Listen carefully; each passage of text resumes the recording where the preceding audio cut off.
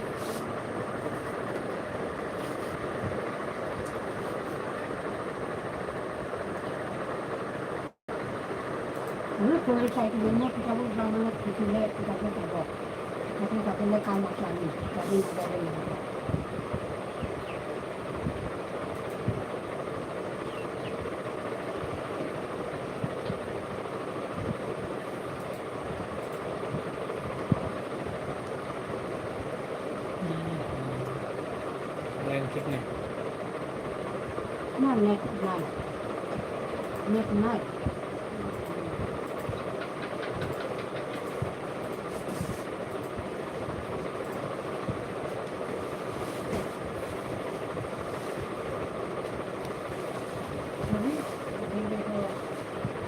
নাই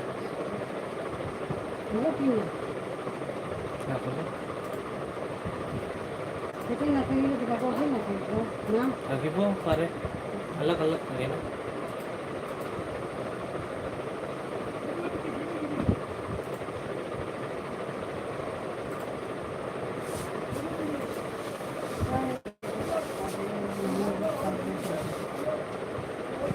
Hey, hey. Hello, hello, hello, hello, hello guys. Sudah nggak komen kalau komen karo.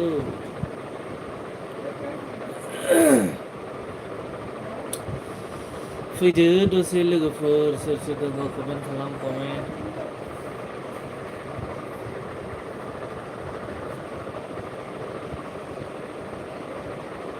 Got your privacy and abide by your community. Hello, hello, hello, hello, hello. Dose so merna boring nang baile ini hulu sih.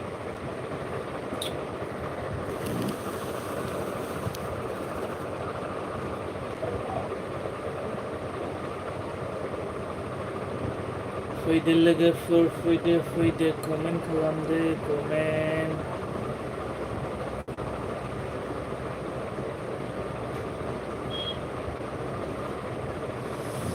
Connex Gaming fina hada hangni LV fina inta ko roja sabai gota bele Connex Gaming ma khobor the video ko like agibal like ade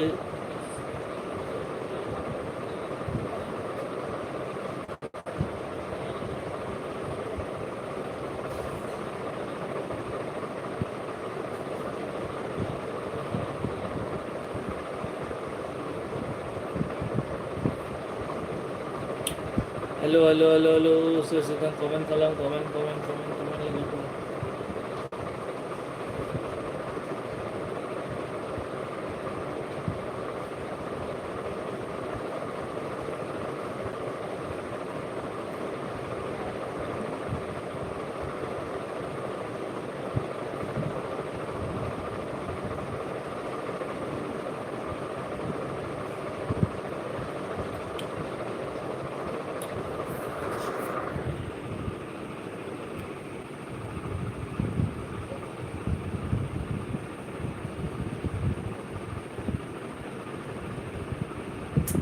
Hi guys, hello, komen kalam komen look for comment kaus nani bala.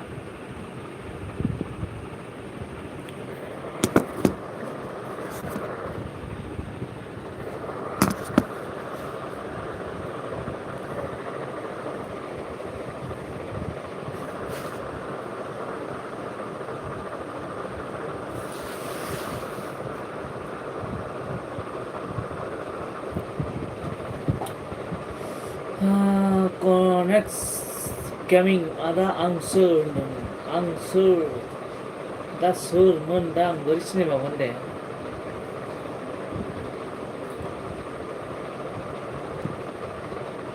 दा चेनेलावथ' सिनायाना बेनिखायनो फोरमायहरदो सोर जाखो सिनायनायनि।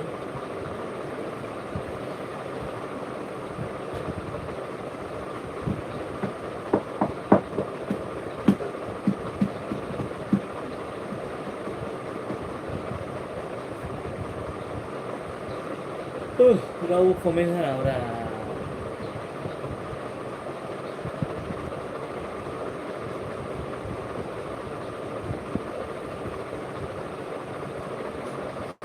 रावबो गैया नामा? रावबो गैया नामा? सोब नायखोमाग्रा गोजा।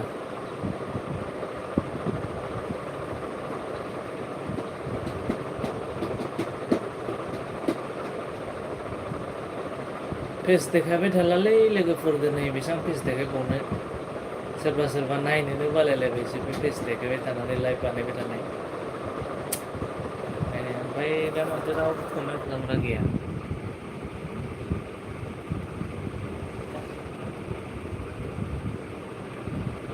कमेन्ट खालाम लोगोफोर, कमेन्ट खालाम। गावसिनानै होलै कमेन्टफोरखौ। फैसासो नांगोन नामा कमेन्ट खालामनो? कमेन्ट खालामबासो मिथिगोन दे नोंसोर सोर दङ आंनि।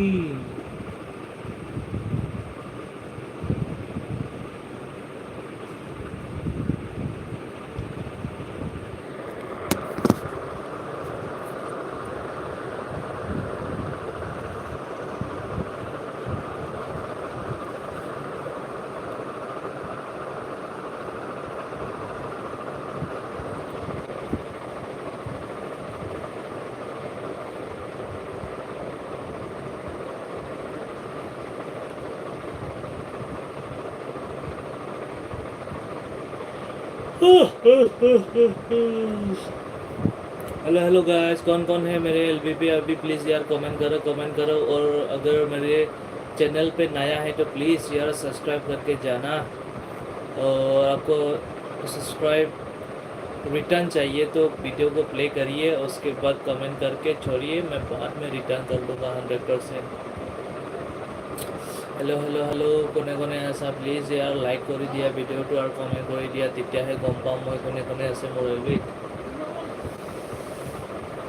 हेलो कनिक्स गेमिंग आदा आं सोर जाता तो किमियन नामा? किमियन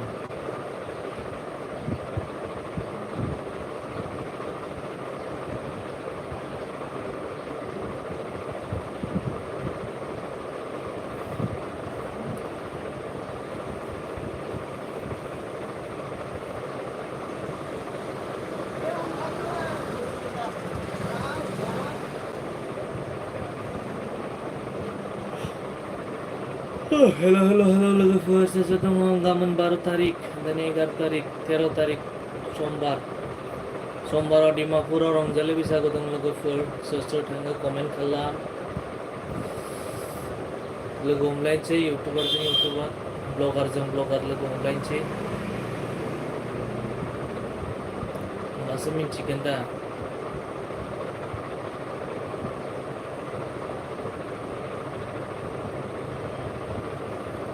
आदा आं अलंबा होनबाय। अलंबा कार्बिसो नामा होमबा?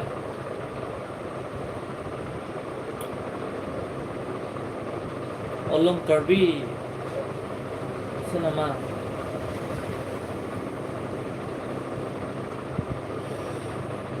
Oh my god. सब सुट मारानिफ्राय नायखोमाग्रा जाबाय, रावबो कमेन्ट खालामनो गोसो गैया। हाय हेलो नमस्कार लाइक दान होननानै हरलाबायदोब्रा लोगोफोर। सिरिनो थाबाय थानो बानानै एलबि होबाय, सानैसो फैगोन नामा होननानै।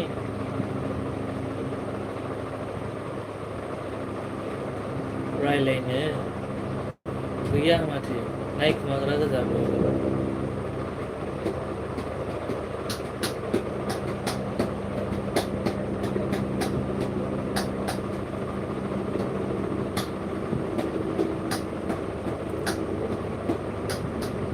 13 तारीख लिखो 13 तारीख का दिमापुर राजावाड़ी कौन कौन जाएगा प्लीज कमेंट करो हमको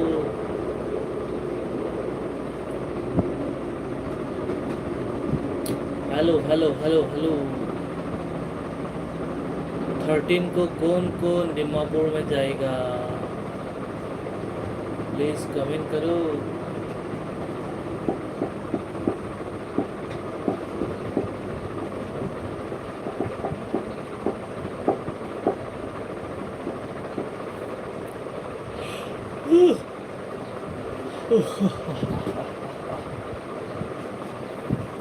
langsung terus ini udah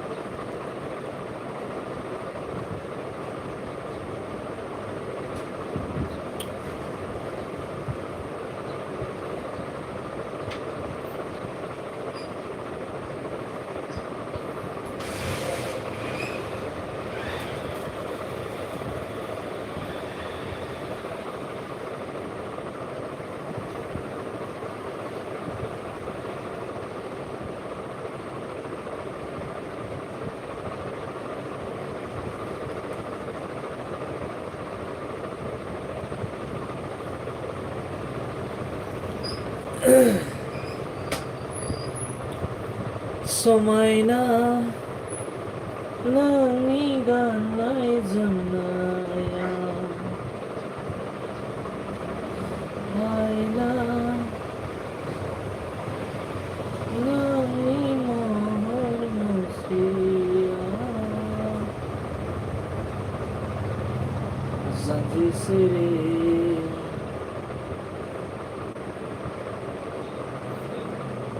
Bikafenda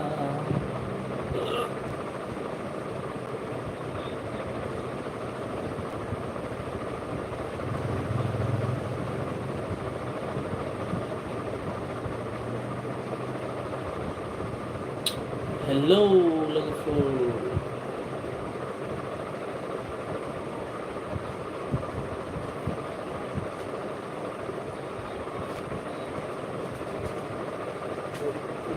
अरे हो या जो हल्ले से Vale, तो जा ya te es.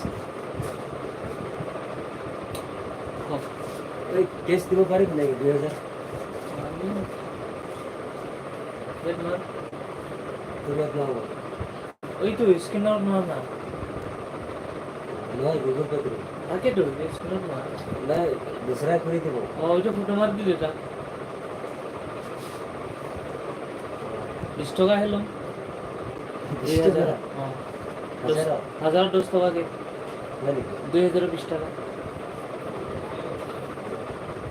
এটা মালতি যে এই পাঠাই দেব ওই তো নাই তো ফটো মার দিলে মানে দুটো পয়সা তার হাতত আছে মোর একাউন্ট নাই না हां মোর একাউন্ট কত বলে ঠিক हां পয়সা পয়সা তার হাতত আছে ইয়া তামা খুললে আছে তো তোমরা যে हां এই আমরা আজকে কত বলি তারপর তামা খুলে হাতি টালে আছে না পয়সা তো মোর কেস না তারপর কি দাই মালতি করে মানে তারপর কাজে তার গুলো তো নাই তোমরা हां তোমার গুলো রঞ্জেশ্বর যান তারপর করে করে দিয়েছি हां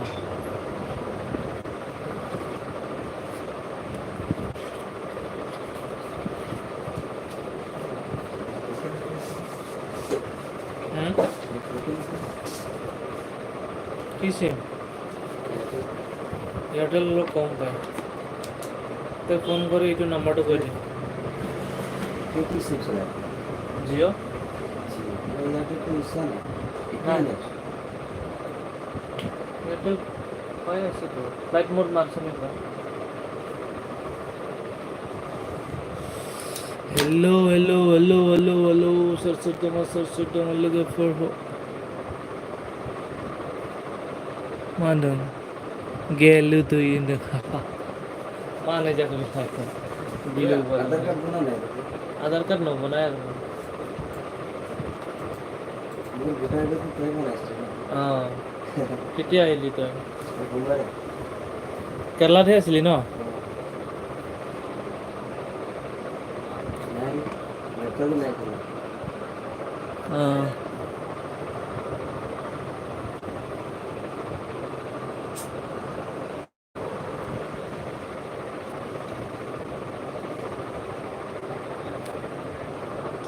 কথা পাতি আছে নেকি? অঁ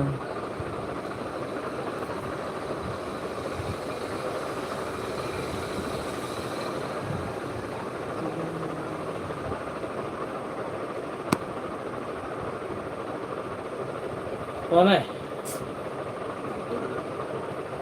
যে নাম্বাৰটো ক ফোন কৰি দিম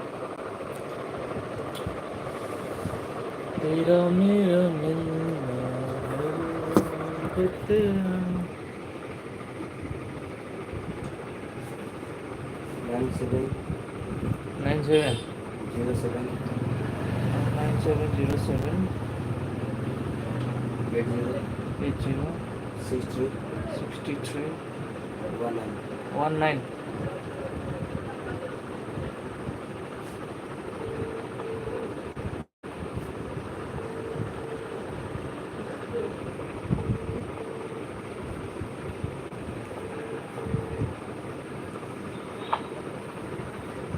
हेलो हेलो ओ मोर यहाँ नेटवर्क नहीं पाते इटा नंबर में गूगल पे আছে हाँ इटा नंबर में गूगल पे 2000 यहाँ गूगल पे कर दे हाँ क्या रंजय का नंबर है क्या सुन ले रंजय का नंबर है क्या हाँ अच्छा ठीक है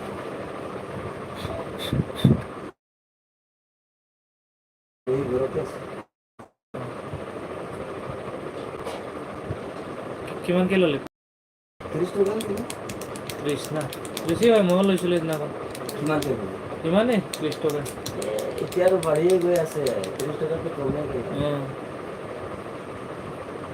গোটেই ইয়াত আহিলে এতিয়া আৰু তো বুকাইটো তাতে আছে তাতে আছে বাবা বাবাটো আমাৰ হেৰি হৈছে না হেৰাই গৈছেতো হেৰাল নাই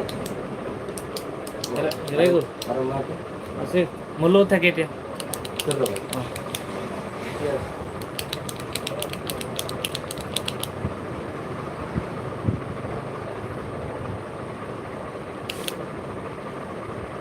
মোৰ আধাৰ কাৰ্ড নাই ৰে আপোনালোকে একবাৰ ভিডিঅ' কৰিব দিছে তো বনাই নাই চোন হিমেই তো বনাই তো কৰিব নোৱাৰিছোঁ দেই সুধি চাবিচোন একবাৰ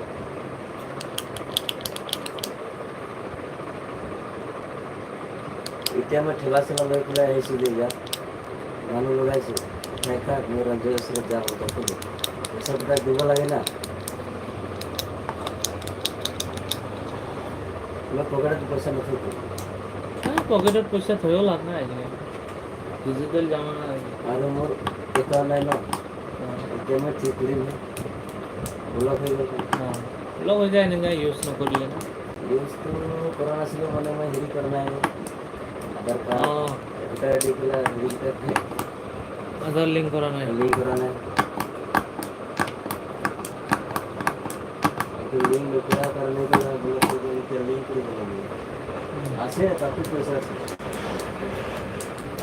আগত সোমাই ৰখাকেইটাই এনেই তাত সোমাই আছে সোমাই আছে কেলা একো নাই লগ খুলিলে পাই যায় এইটো লোক খুলিবহে পাওঁ আৰু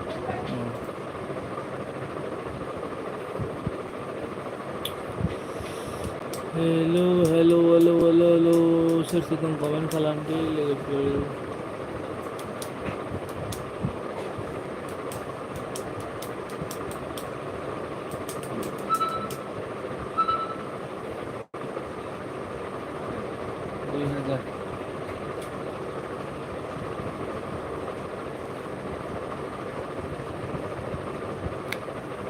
इस तो खुसरा से तो टक नहीं दोस्तों का এক টকাও নাই ৰে মোৰ পইচাই নাথাকে পকেটত शिखर की लोग खाबी तो गेल हाले অথনি আহিছিল তেতিয়া 10 টকা আছিলে এইটো লগত খালে ৰাতিপুৱা এক কাম কৰ ৰঞ্জয়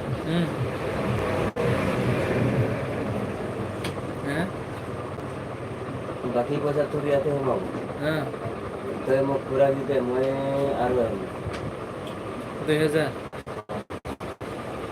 তেতিয়া আৰু মই তোক দি দিম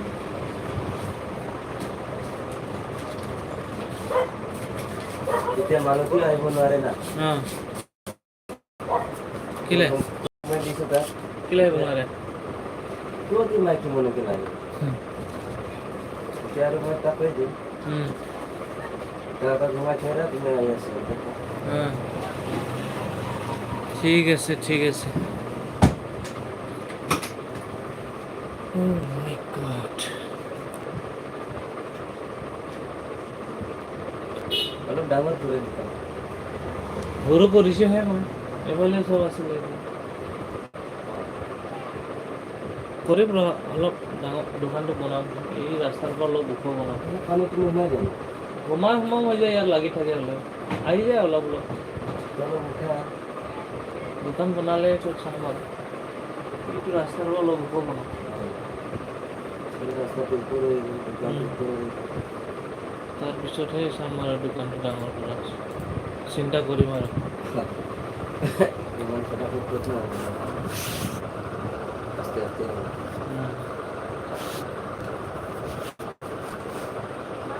ব্লুটুথ কেইটা লাগে ব্লুটুথটা কাণত লোৱাটো নাই এনেই ডিঙিত লোৱাটো কিন্তু 550 টকা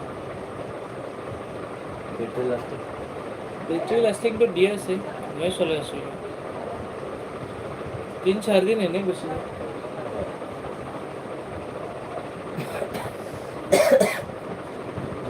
এটা ল'ব লাগে কাম কৰা টাইমত মোবাইলটো উঠা গৈ থাকে বনাবকে লাগে এইকাৰণে আমি লৈছোঁ একটা দে ঠিক আছে দে। মই আহি থাকিলে हाँ हाँ তাক কৈ দিম हाँ আৰু যিমান পইচা আহিব তুমি হাতে আহিব ঠিক আছে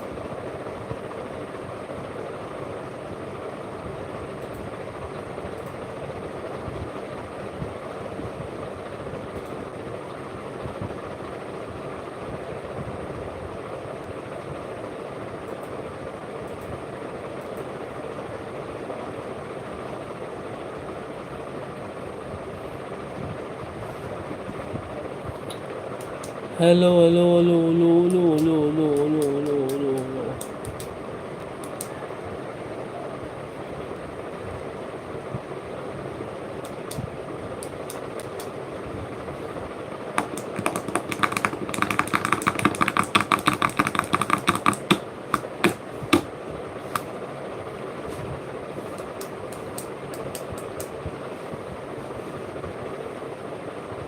संसार दैमा ब्रो फैनो हागोन आदा मा खबर ब्रो आंनि एलबिआव फैनो हानायनि थाखाय थेंक इउ सो माच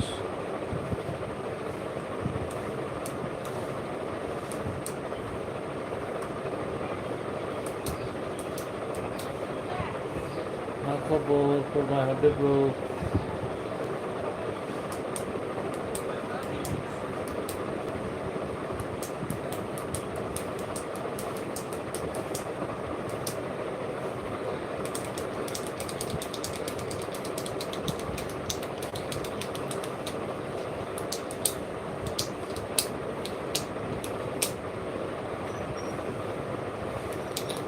संसार दैमा मोजां आदा आंखौ एलबि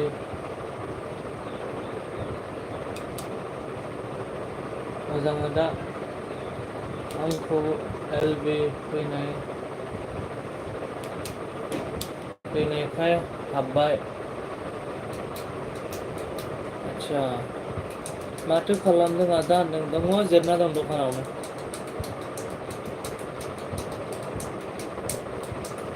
फेस देखायनो बादां दिनै दं ओंखायनो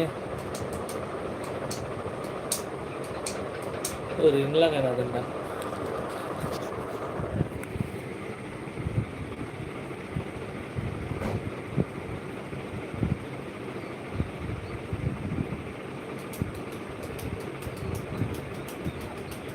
हेलो हेलो हेलो हेलो कौन है यार कमेंट करो कमेंट करो कमेंट करो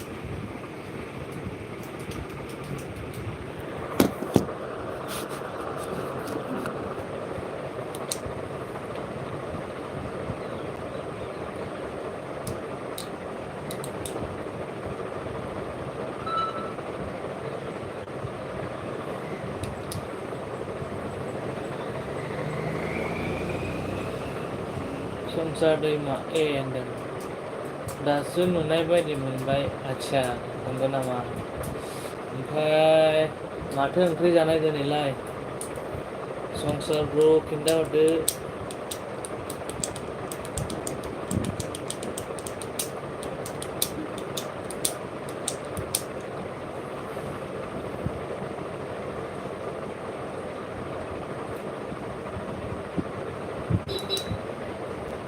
संसार ब्र होनदों आरोना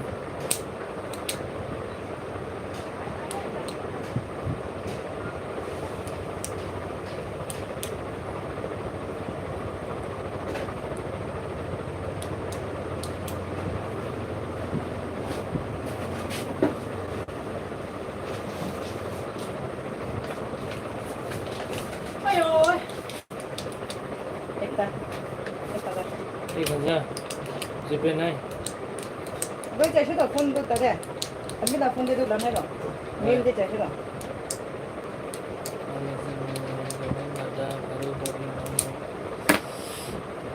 आलुजों बोरमा बेदरमोन आदा anh đi đây tôi anh đi tôi Aduh. bị berapa lagi tuh हरनि अमा बेदर एकै फन আছে ah एकै phone asli itu kalau lebih itu tuh खुला नहीं kali persini lagi tuh अ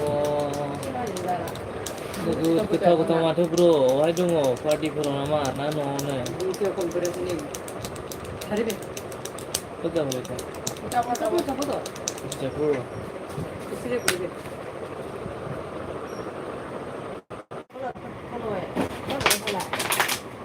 apa ini kan deh si foto lama kita di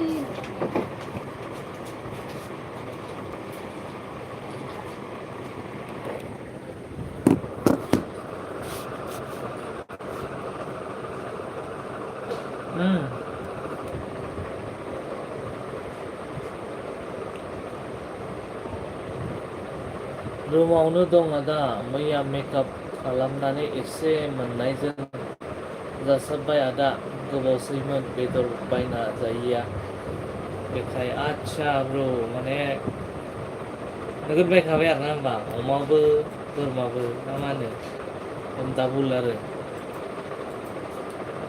दे ब्र जानांगौ सम सम बेदरखौबो बांद्राय बेदर जायाबाबो मोजां नङा जोंनाथ' न'आव दैलियानो जायो फुंनि मोनानि बिदि जायो माने अयभास जाबाय जायै जायैनो जायाबानो ओंखाम जानो हाया बेबायदिसो जाबाय दाना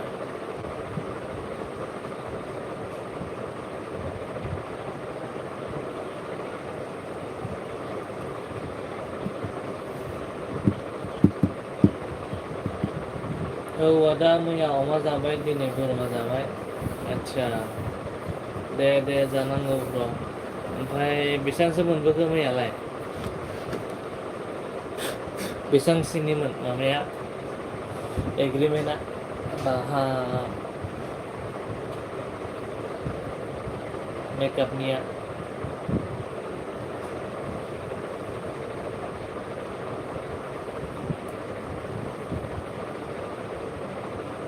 आंबो जायो आदा लजिं बिगोनायानो सानफ्रोमबो हरो बिसा बाखि बायनाय जायामोन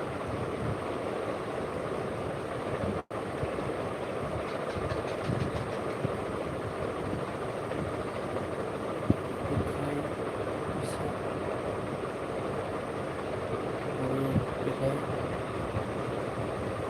बिसा हरो बेखाय बायनाय जायामोन आदसा मालिकआ हरबाय थायोमोन आरोना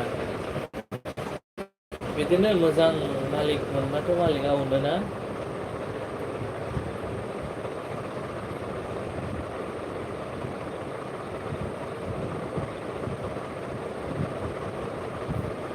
खमथारमोन आदा कलेजनि लोगोथारमोन बेखाय खमावनो खालामना हैबाय 8K निमोन आदा आदसा 8K आबो खम नङा दे थिगानो गावनि आन्था नामा ओमफ्राय हाबायाबा एसांमोनबा माबायदिमोन हाइ कुवालिटि नंना नङा गिदिर बाजेटनि नंना नङा बेबो डिपेन्ड खालामो एसे गोनां न'खरनिबाथ' बुरजा लाजायो एकदम पेन्देलफोरखौनो 2-3 लाखनि बानायदोंनो 5 लाख गाहामनि बानायदोंनो डेक'रेसनखौनो बेफोरनावथ' लाजायो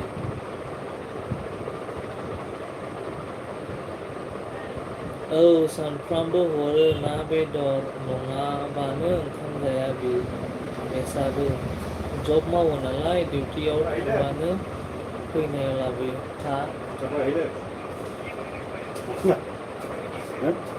Sarà mai chiuso.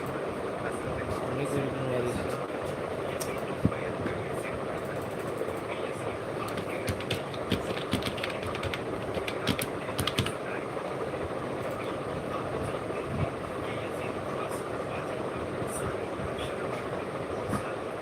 Non number two option है 70 86 46 36 20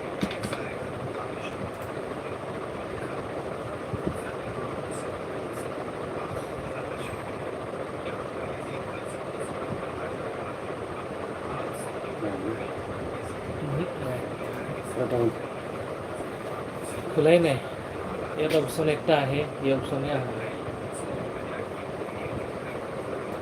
Gila ni kau sih. এইটো কিবাৰে যেনিবা এইটো ছাইডৰে কিবা ছাইড থাকে না বেংকৰ এইটোৱে ডাউন হয় এনেতো নেটটো চলি আছে Meron po sa ila sa চাবা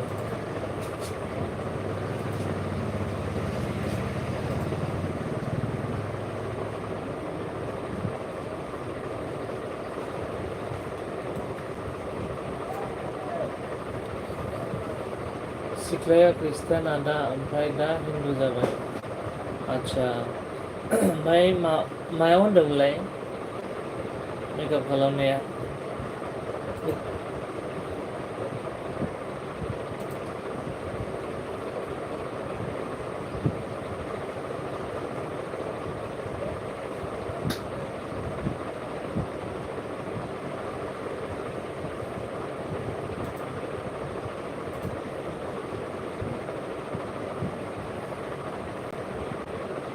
टंलायावनो आदसा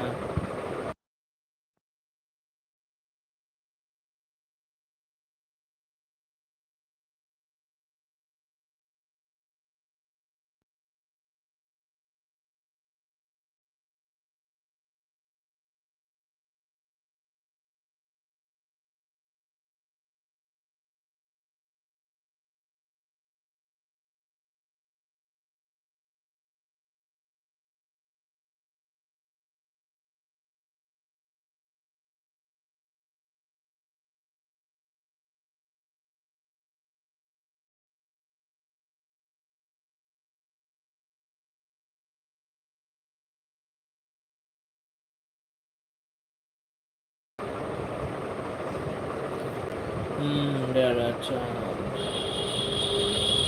उदालगुरि डिस्ट्रिक्ट टंला ओमफ्राय दालाय माथो खालामदों ब्र'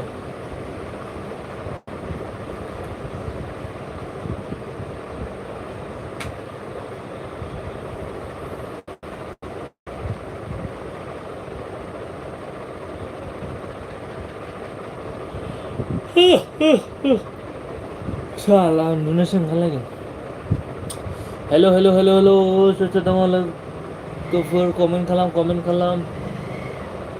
कौन है line Pay please share comment करो तभी तो पता चलेगा कि कौन है मेरे एलबी पे और अगर नया है तो चैनल को सब्सक्राइब जाना यार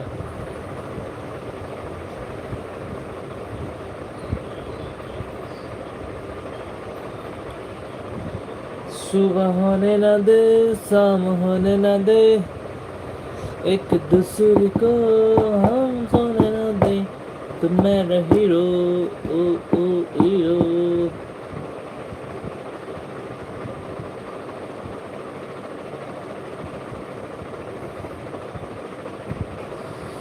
बिसनायाव गोलांना दं आदा ओरैनो दा नोंजों चाट खालामना आच्छा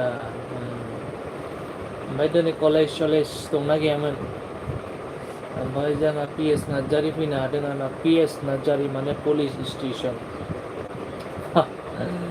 फैनाय लोगो लोगोनो हा हा हा होनबाय आरोना थेंक इउ ब्र आंनि एलबिआव दसे समबाबो नुजाफैनायनि थाखाय गोजोननाय थाबाय आरोना चलो मा खबर फंबाय हरदो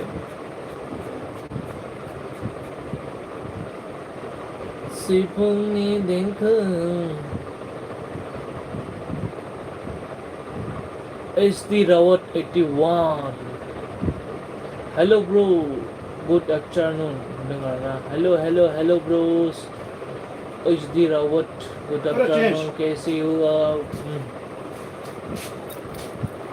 संसार दैमा आदालै आंनि साबस्क्राइबारानो दाखालि खमायजोबदों 11 जन मानि खोथा गुरायसा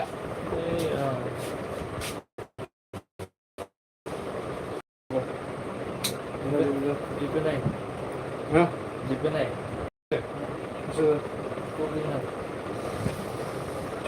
अच्छा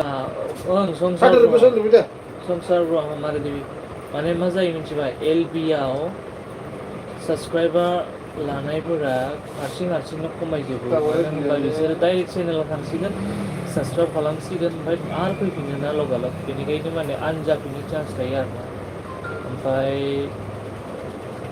बेखौ मा खालामनांगौ थांनानै भिडिअखौ प्ले खालामनानै सब नायजोबाबो एटलिस्ट 3-4 मिनिटखौ नायनांगौ आरोना नायनानै ओमफ्राय माने साबस्क्राइब खालामनांगौ ओमफ्राय लाइकफोर होनोबा लाइक होनांगौ आरोना होमबासो माने बे साबस्क्राइबारा थालाङो होमबाबो फैफिननो चान्स थायो आरोना भिडिअ होबाय थाबा एक्टिभ थाबाय थाबा चेनेला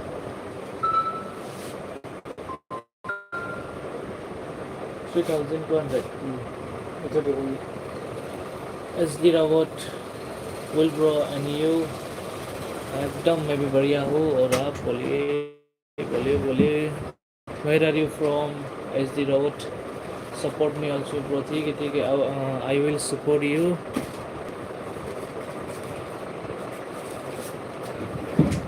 3200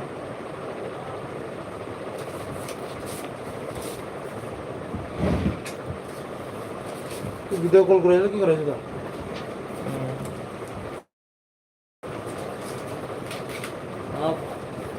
आप पहले सपोर्ट करिए SD Rawat और मेरे चैनल पे जाके प्लीज़ शेयर कमेंट कर देना मैं बाद में आपको रिटर्न कर दूँगा 101% भाई 3200 चेंज है ना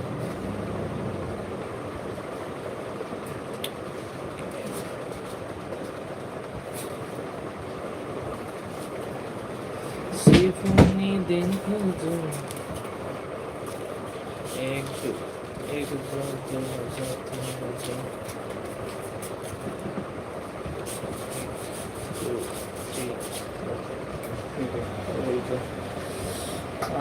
कॉलेज थाना से ज़्यादा ड्रेस सुनाई खाई अच्छा जेबो नङा कलेजावलाय आरो माथो सानफ्रामबो थांबाय थाना is the route I am from Uttarakhand bro अच्छा यूके 07 राइडर के गांव से हो मतलब शहर से हो अच्छा अच्छा ठीक है आप मेरे चैनल पे जाके मेरी 이거 콜라 वीडियो 넣어봐. आइबो 다 소천 넣어봐. की करिबो 또 맞아 한 쫄래 까지 되지. ए दादा चैनल पे जाके वीडियो प्ले करके सब्सक्राइब करना ठीक है नहीं तो अनसब्सक्राइब होने का चांस रहता है तो आप कमेंट छोड़ के आइए वीडियो में मैं बाद में आपको 101% रिटर्न कर दूँगा ठीक है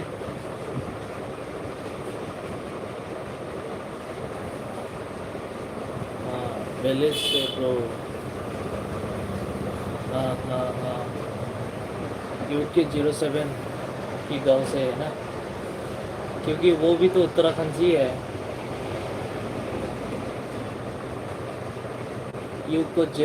यूके 07 राइडर अनुराग धवाल ना क्या उसका नाम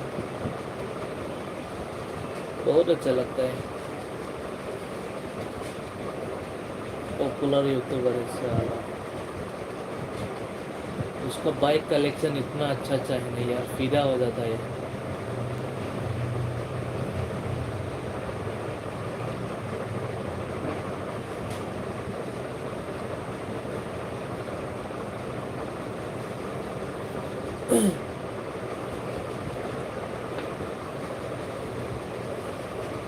दिल दीवाना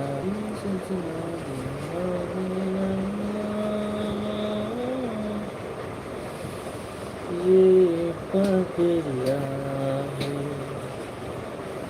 समझने से समझे ना।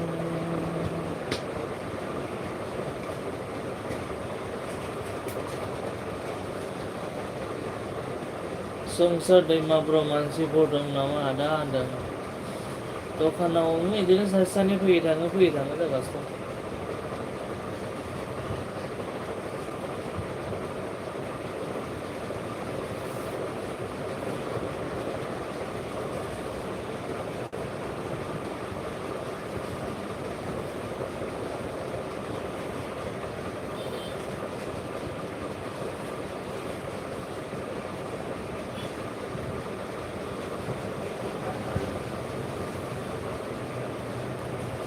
नुजादो नुवाबा थानो बायो होनदों आदसा मानसि नुवाबा थानो बायो ना होमबा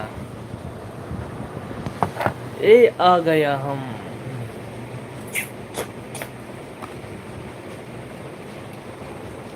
बारा गोबाव होआलै 1 घन्टासो जाबानो दोनथ'नोसै मानसियानो गैखाया ओरैबाबो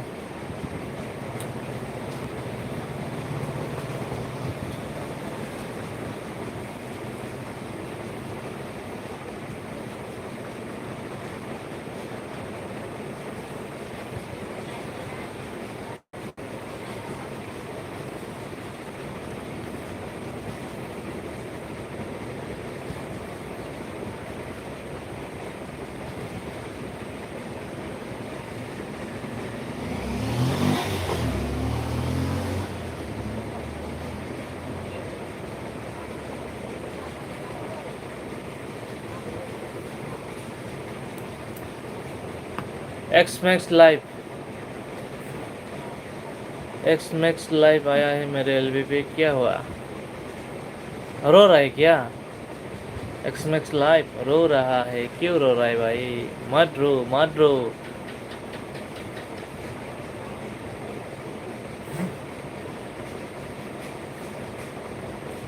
संसार दैमा औ आदा आं नुवाबा थानो बायो बानायालाय दाबो दिनै ओंखारा होननानै थादोंमोन आरोना आङो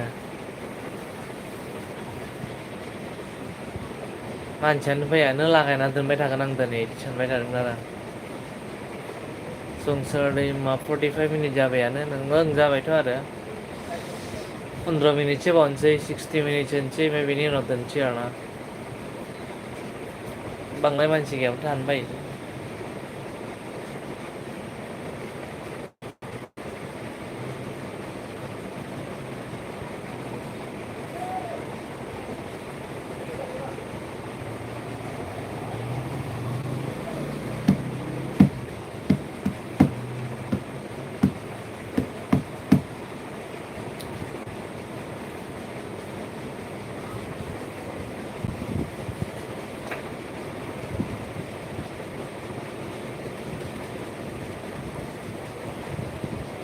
दिनै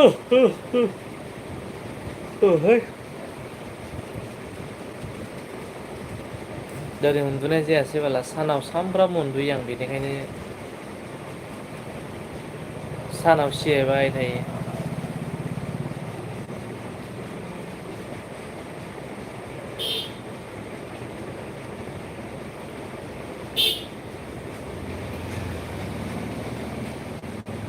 ডাম্পাৰ চালকক নাকি লগাব কোনে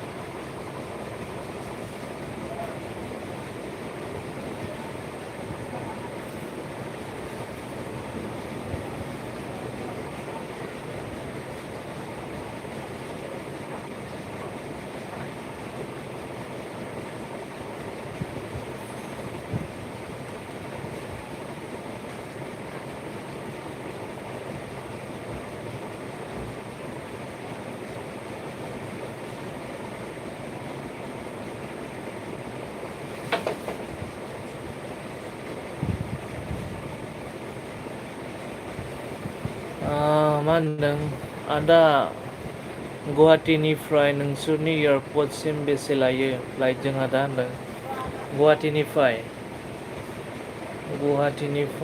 बारा लानाय नङा बिदिनो 5,000सो लागोन नामाथाय आंबो बारा मिन्थिलायलाङा खनसे नायनि र' जोंनाबो गोसोआव थाबाय थायालै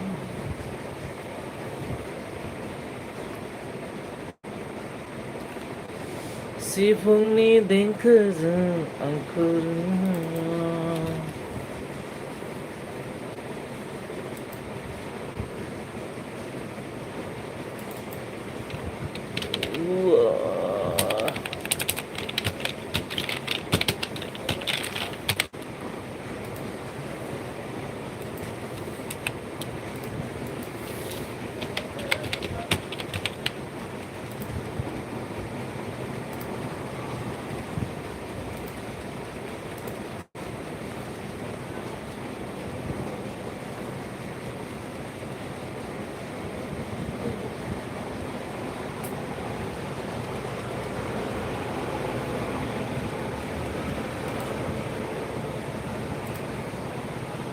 $5K मानि लायादां आदा होनदों 5K लानाय नङा र' आं नायदों गोसोआव थायालै आंनाबो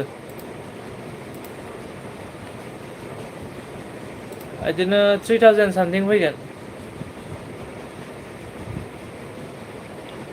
ओरैनोथ' नोङो बिदि लेकेज माबाफोर लायाबाथ' 2,800ल' ओंखारदों ओमफ्राय एक्सट्रा लेगेजफोर लायोबाथ' नों 3,000 सामथिं आरोना 100-200 बेबायदि जाहैगोन आरो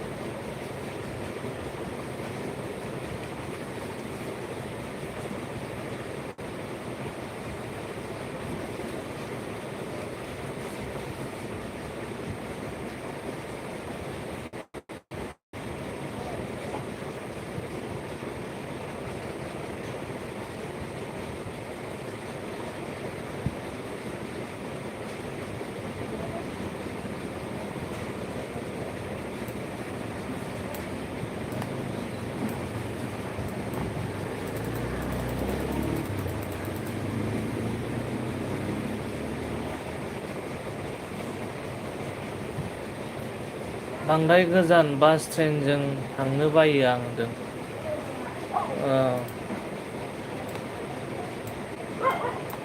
खस्थ'बो जायोना आरो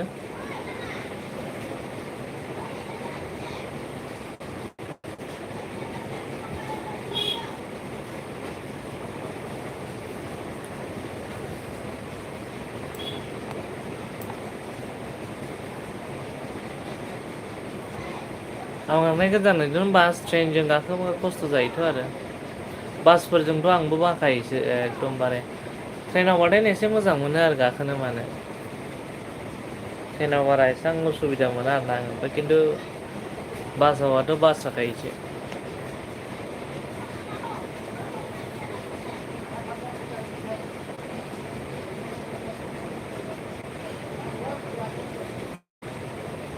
दा ओमफ्राय गुवाहाटि टु बेंगालर बेसेबा नायलाय होनदों skills good hi hi Bulroy hello hi, hi. hello skill good कैसे हो how are you I'm fine and you and where are you from खस्थ' जायो होनदों आरोना गुवाहाटि टु बेंगालर ना मानो ब्र नों थांगोन नामा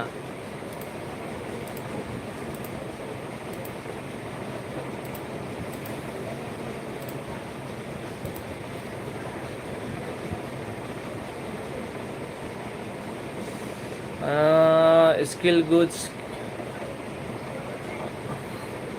I am from Assam मा होनदों I am from India India तो India हो लेकिन कौन सी जगह से हो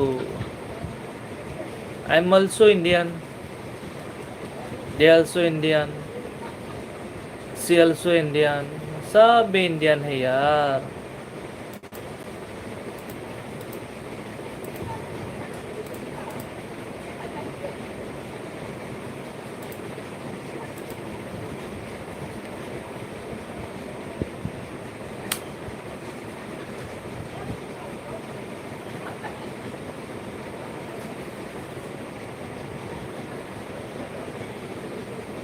फिर तो हिंदी आती होगी आपको नहीं मेरे को हिंदी नहीं आता है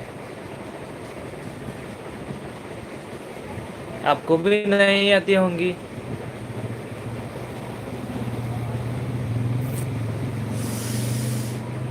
हे हे हे बोल रहा है स्किल कुछ हे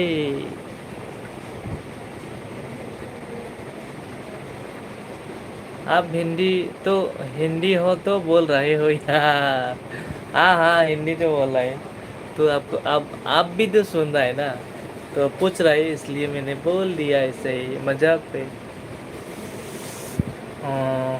आप कहाँ से हो स्किल गुड्स प्लीज यार बोल दीजिए मा होनदों ब्र ओमफ्राय गुवाहाटि टु मुम्बाइबो नाया दा होनदों आदसा बेंगलर नायनि र' होमबा गुवाहाटि टु बेंगलर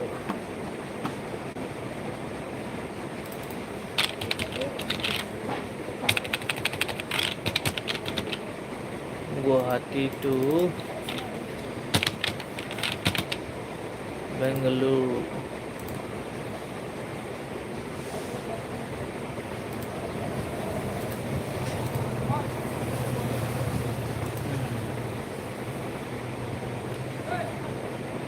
बड़े कॉमेडी कर रहे हो मेरे साथ हिंदी लैंग्वेज में बोल रहे हो कि हिंदी नहीं आते हाँ यार क्या करो ऐसे ही मजाक करना चाहिए सबके साथ मिलजुल के रहना चाहिए है कि नहीं जिंदगी सबको एक ही बार मिलता है यार इस जिंदगी को जी भर के जीना चाहिए और क्या बोल रहा है मेरे भाई ने भाई गुवाहाटी टू मुंबई अच्छा रहा गुवाहाटी निफ्राय बेंगालर 8000 से गोलैगोन 8000 HD रावत ज्वाइन कर दिया है ब्रो आपको कमेंट भी किया है नाउ योर टर्न ठीक है ब्रो HD रावत मैं आपको रिटर्न कर दूंगा जब मैं LB को एंड करूंगा ना तब मैं आपको रिटर्न कर पाऊंगा अभी तो नहीं कर पाऊंगा क्योंकि अभी मैं आपकी कमेंट देखने चला गया तो मेरा क्या होगा मतलब LB रुक जाएगा मतलब एग्जिट हो जाएगा इसलिए मैं जब LB को एंड करेगा तब मैं जाऊंगा ठीक है अब टेंशन मत करिए यार सब्सक्राइब बैक करना क्या बड़ी बात है कर देंगे और आई एम फ्रॉम दिल्ली अच्छा, skill gold, skill gold, gold gold मतलब सोना।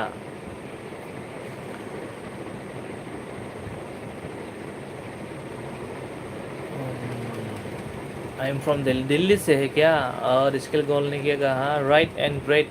हाँ हाँ सही है। ओमफ्राय जों मेरा भाई ने क्या बोला? एडवांस दानबा खम जाया खोमा दा होनबाय। इदिनो माने फ्लाइटना सेकेन्डआवनो खमायो। गाबोन समफोर सिगाङाव दानगोन खम मोनगोन बिदि नङा। नों गाबोन दानबा गाबोनबो खमबो मोननो हागौ, समफोर दानबा समफोरावबो खम मोननो हागौ, बेबायदि आरोना। इदिसो फ्लाइटना।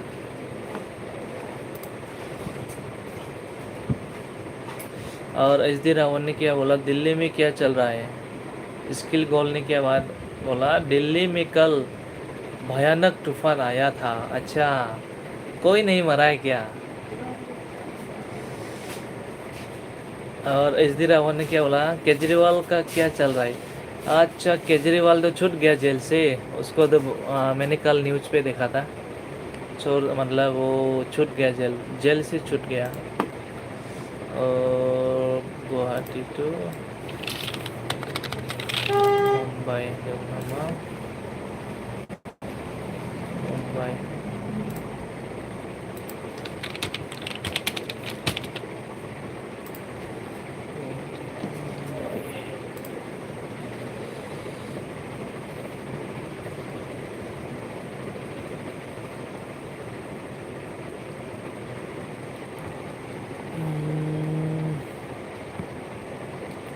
संसार ब्रो माबायाव गुवाहाटी टू मुम्बाइआ 9,000 सामथिं गोलैगोन। 9,000 एसे बुरजासो गोलैगोन माथो बेलाय। बिदिनो डेट लायै डेट वाइस आरोना बियो। मालाबा डेटआव खम मोनो, मालाबा बिदिनो बांसिन जायो। बिदि नायबाय थानांगौ माने।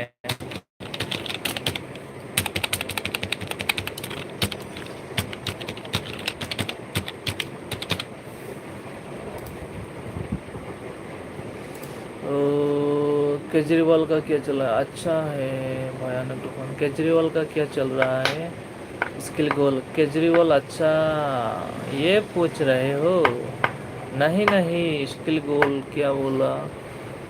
और एचडी रावत ने क्या बोला? बाहर आ रखा है घुंघरूम सेठ। अच्छा,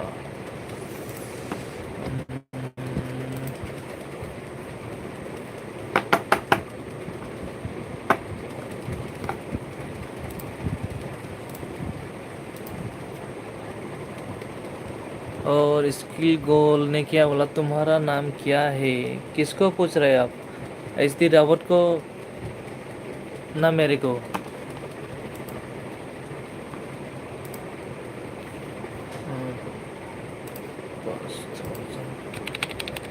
अच्छा, आप फ्लाइट टिकेट अच्छा अच्छा अच्छा, आं फ्लाइट टिकेट दानबा आदानो कल खालामना दानगोन र' होनदों। अच्छा, थिग जागोन दे, जेबो नङा ब्र'। माने सम सम चेक खालामबाय थानांगौ आरोना, माला खम जायो खुनु गद गैया आरोना। मालाबा अफारबो होलाबायो, होमबाथाय माने खमावनो मोनो आरोना बिदि। ओमफ्राय मालाबा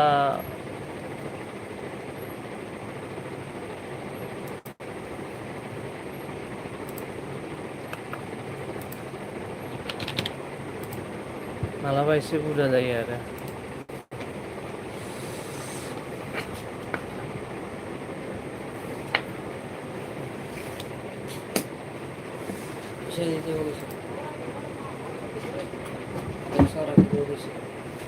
একশ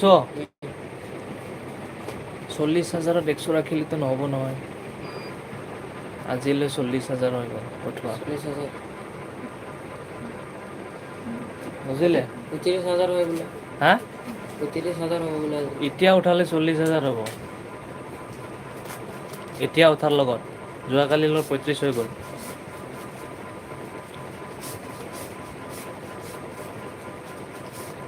ए 15, 2,000, 3,000, 4,000, 5,000, 6,000। 1, 2, 3, 4, 5, 6, 7, 8, 9, 10।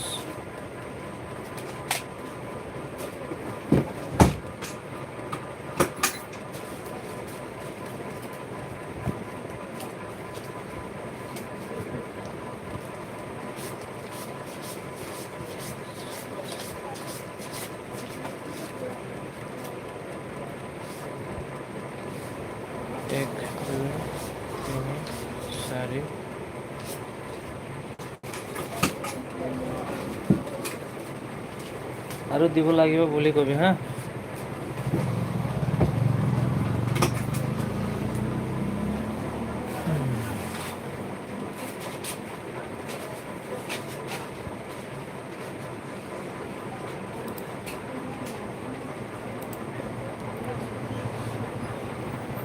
संसार रीमा ओ जो स्क्रीन पे दिख रहा है बोलते हुए उसका नाम पूछ रहा हूँ मतलब तुम्हारा अच्छा मैंने सोचा इस आवाज से बात कर रहा है ओ हेलो स्किल गोल आपका नाम हे इष्टी भैया का नाम रियान भैया का नाम रियान आई एम ललिता भारद्वाज अच्छा ललिता जी मेरा नाम रंजन है रंजन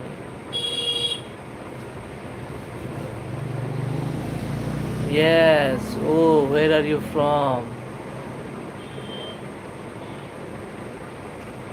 संसार दैमा ब्रह्मांड फसायबाय दां आदाखौ बे सिख्लाया मोनथिया फसायदों खोमा दां ओंखायनो नाम सोंदों Lalita ji Ranjan nice name thank you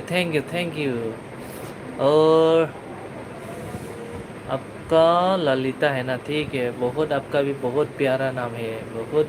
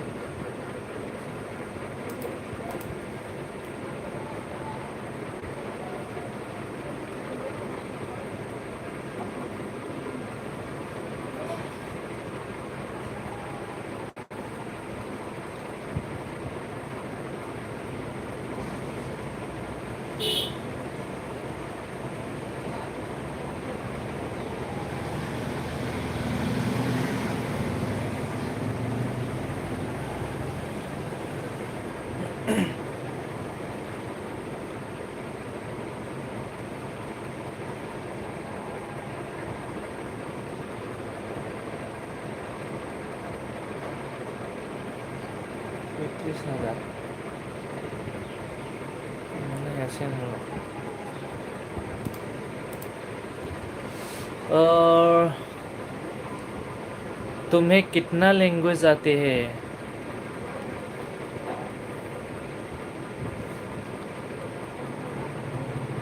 तुम्हें कितना लैंग्वेज आती है मुझे बहुत लैंग्वेज आती है यार हेलो स्किल गोल आप कहाँ से हो हेलो आबो अनामिका आबो अनामिका लाइक डान थैंक यू आबो आंनि एलबियाव फैनो थाखाय दसे सम नुजाफैनो थाखाय गोजोननाय थाबाय आरोना ओमफ्राय मा खबर आगै खबरा मोजां आब' ओमफ्राय दिनै एलबि याखै नामा नोङो नटिफिकेसन मोनाखै आङो ओमफ्राय संसार दैमाया हेल' आब' अनामिका होनना सोंदों आरोना ओमफ्राय माबोरै दं आब' होनना सोंदों @HDG I am from Delhi कितने लैंग्वेज 1 2 3 4 5 6 7 8 9 7 लैंग्वेज आती है मुझे 7 बहुत सारा लैंग्वेज आती है मा खबर ini kasama kasar di pikiran mana bundai Ina sepeda apa mana kenapa Aadhaar card नांगौ iya ada dulu ya iya sana yang mana अनलाइनावथ' आधार कार्ड नांथारगौ ada kerana dia benar saya voter ID दंना गैया putar aja dulu ya kan karam gue kecil gidir bananya bibu saya balik kena musik udah nak offline juga kan hah offline Wah, itu sana yang mana address proof photo date of birth मा दंना गैया birth certificate baca sedikit dong दङ ओमफ्राय माबायावनो कलेजनियाव बोसोरै नामा खमायदों नामा होनदों ना बोसोरसे namanya Hah? Selesai. बोसोरसे 18 बोसोराव 19 बोसोराव 18 बोसोर बिदिनो सारबियो नङा मामाया मा होनो आरो मा डकुमेन्टस दं बेना मा सार्टिफिकेटल' जेबो गैया बार्थ सार्टिफिकेटल' बार्थ सार्टिफिकेट बिफानि आधार हो बिफानि आदार हर ओमफ्राय बेनि बार्थ सार्टिफिकेट हर फट' गांसे ओमफ्राय बिफानि खासबो नांगोन फटक लाबोखाबाय आं बिफानि खासबो नांगोन बिफानि खासखौ लाबोदों होमबाबो बेना गोदान जायाखैना गोजामबाबो जागोन गोजामबाबो जागोन घर कहाँ है आपका मेरा मतलब अच्छा आब' नामखौ होदों होदोथ' आगै नेट प्रब्लेममोन आदसा होदों नङा दायो बेलासियाव ओमफ्राय स्किल गोल्ड ने क्या बोला मुझे तो चक्कर आ गया क्यों क्यों चक्कर आ रहा है और स्किल गोल्ड ने बोल रहा है कौन कौन सी लैंग्वेज बहुत आता है यार मैं क्या क्या बोलूँ अभी रुको मैं थोड़ी देर के बाद बोल रहा हूँ और संसार की माँ खबर नाबा अनामिका भाई स्किल गोल्डा एसडीजी आप घर जान के क्या करोगे मेरे घर आ रहे हो क्या हाँ हाँ बोलिए बोलिए पता दो स्किल गोल्ड क्या ठीक मतलब आ भी सकता है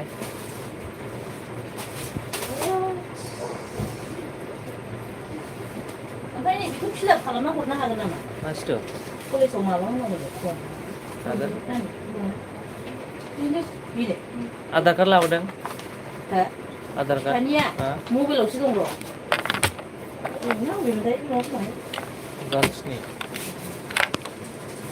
बेनोब्रा बेनो गार्लसनिसो बियो गार्लसिनखौलाय मानो हरखो ओमफ्राय नैबेसो मैसेज शुरू करने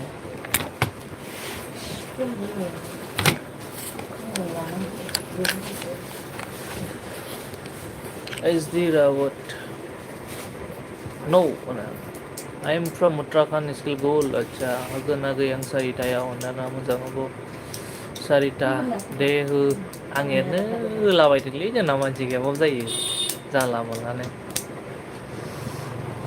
ओमफ्राय मा खबराबो नोंना फोरमायहरदो दे माथो खालामबाय दङ दा संसार दैमा मोजां आब' होनदों आरोना मैं प्रॉपर दिल्ली से ही हूँ कभी दिल्ली आओ तो बताना ओके जी अच्छा दिल्ली में जाना पड़ेगा एक बार घूमने के लिए स्किल गोल के घर पे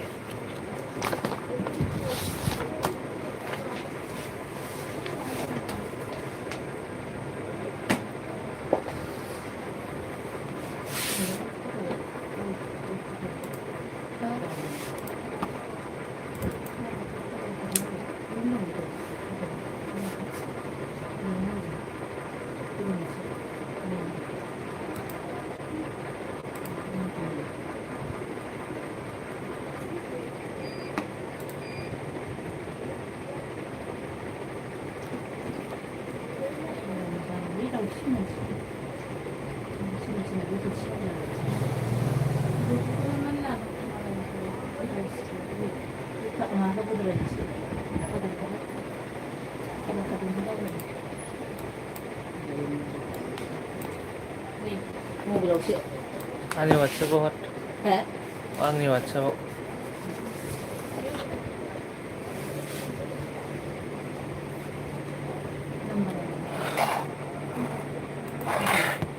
내 몰라 이렇게 하는 이것도 이런도 없네 मुझे तो ओनली 3 लैंग्वेज आती है कौन लैंग्वेज कौन सी संसार दैमा आं सिनायाखै नोंखौ होनदों संसार ब्र नोंखौ सिनायाखैनो ओमफ्राय स्किल गोल ने क्या बोला हरबाय आ जाना दिल्ली और आके बताना ओके ठीक है आपके घर में जाऊंगी घूमने के लिए और संसार दैमा मुझे 5 लैंग्वेज आती है ना माथो मेरला था 30 जन था ओंलै आब' माबा कमेन्ट खालामा रावबो नायखोमाग्रा गोजासो ओंखायनोथ' आं होनो ना नायखोमाग्रा गोजा होननानै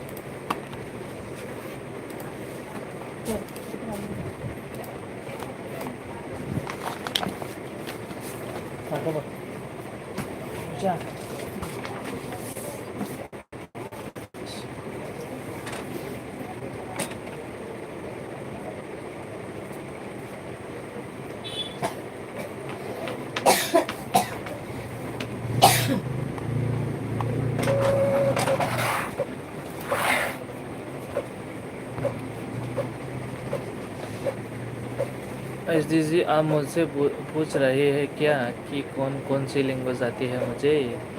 मैं आऊँगा दिल्ली। मुझे हिंदी, हरियाणा और पंजाबी लैंग्वेज आती है। हाँ जी, आपको स्किल गोल। चलो चलो जल्दी जल्दी बताओ एक दूसरे को।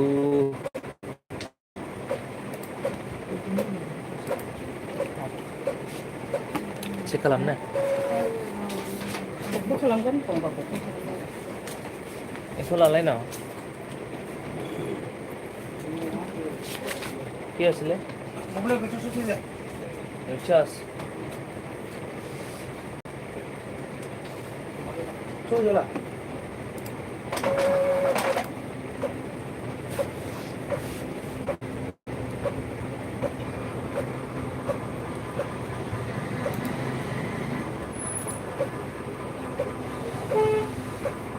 तुम क्या करते हो? हाँ जी, आपको स्किल गोल। तुम क्या करते हो? कौन स्किल गोल मुझे पूछ रहा है क्या?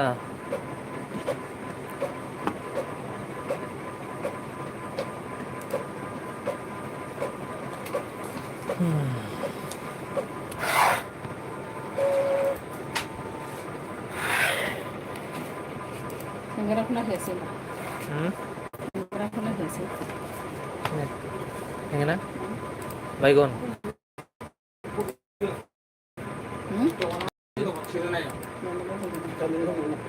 फैरन फैनाया थैगोना Ikan mana tinggalan? हो Tinggalan mana?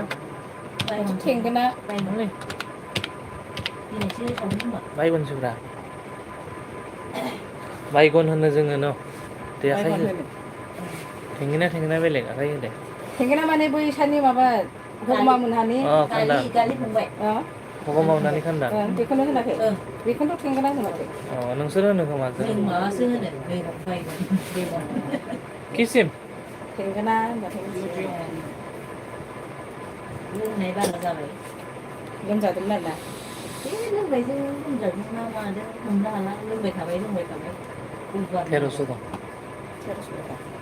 मानसियानो गैथारला फिसा नाम्बारखौ 700 अ 21 अ 29 अ 466 433 आरो फोरखौ बे 700 21 29 466 কিমান হালিব?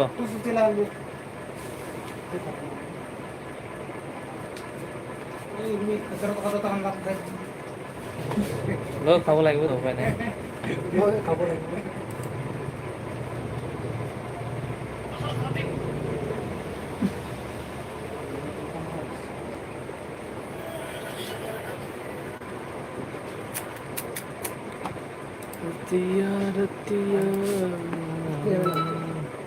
বেছি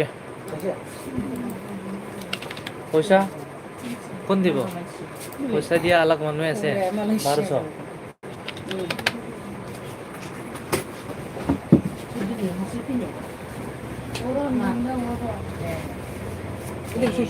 নাই রে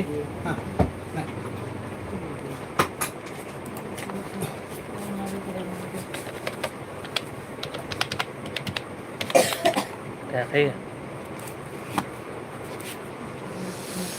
मेरे को ज्वाइन कर लो स्किल गोल ज्वाइन कर लो स्किल गोल SD रावत को। और हाँ यार बार बार कैसे पूछ रहे हो बोल रहे हो तुमसे ही पूछ रहा हूँ मैं। स्किल गोल मैं कुछ नहीं करता हूँ ऐसे ही बेकार हूँ यार। आप क्या करते हो?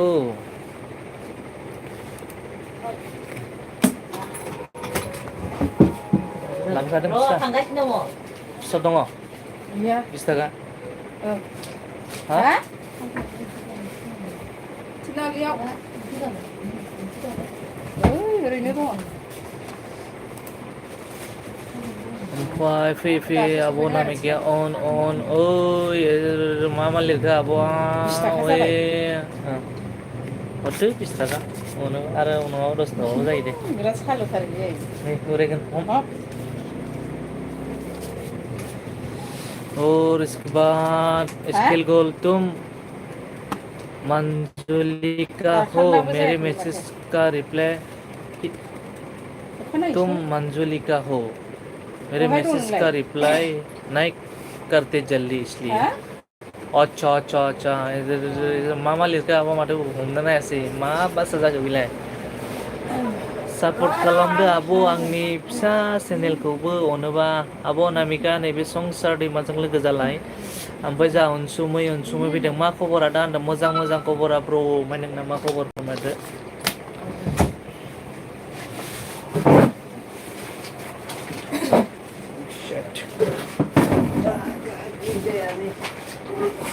फट'गा गैयाना गथ'खौ साख्रियाव लानानैसो न'आव दंमोन लाबोआसै आङो फट'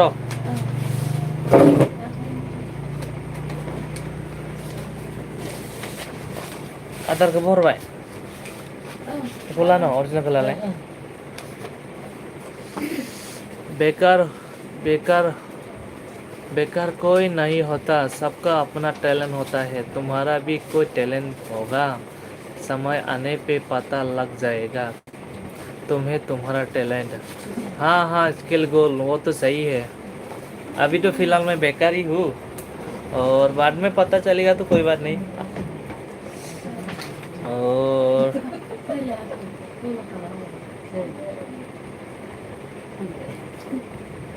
आधार कार्ड आंनाबो मोजां आदा होनदों आदसा ओमफ्राय मा खालामदों अनसुमै ब्र फोरमायहरदो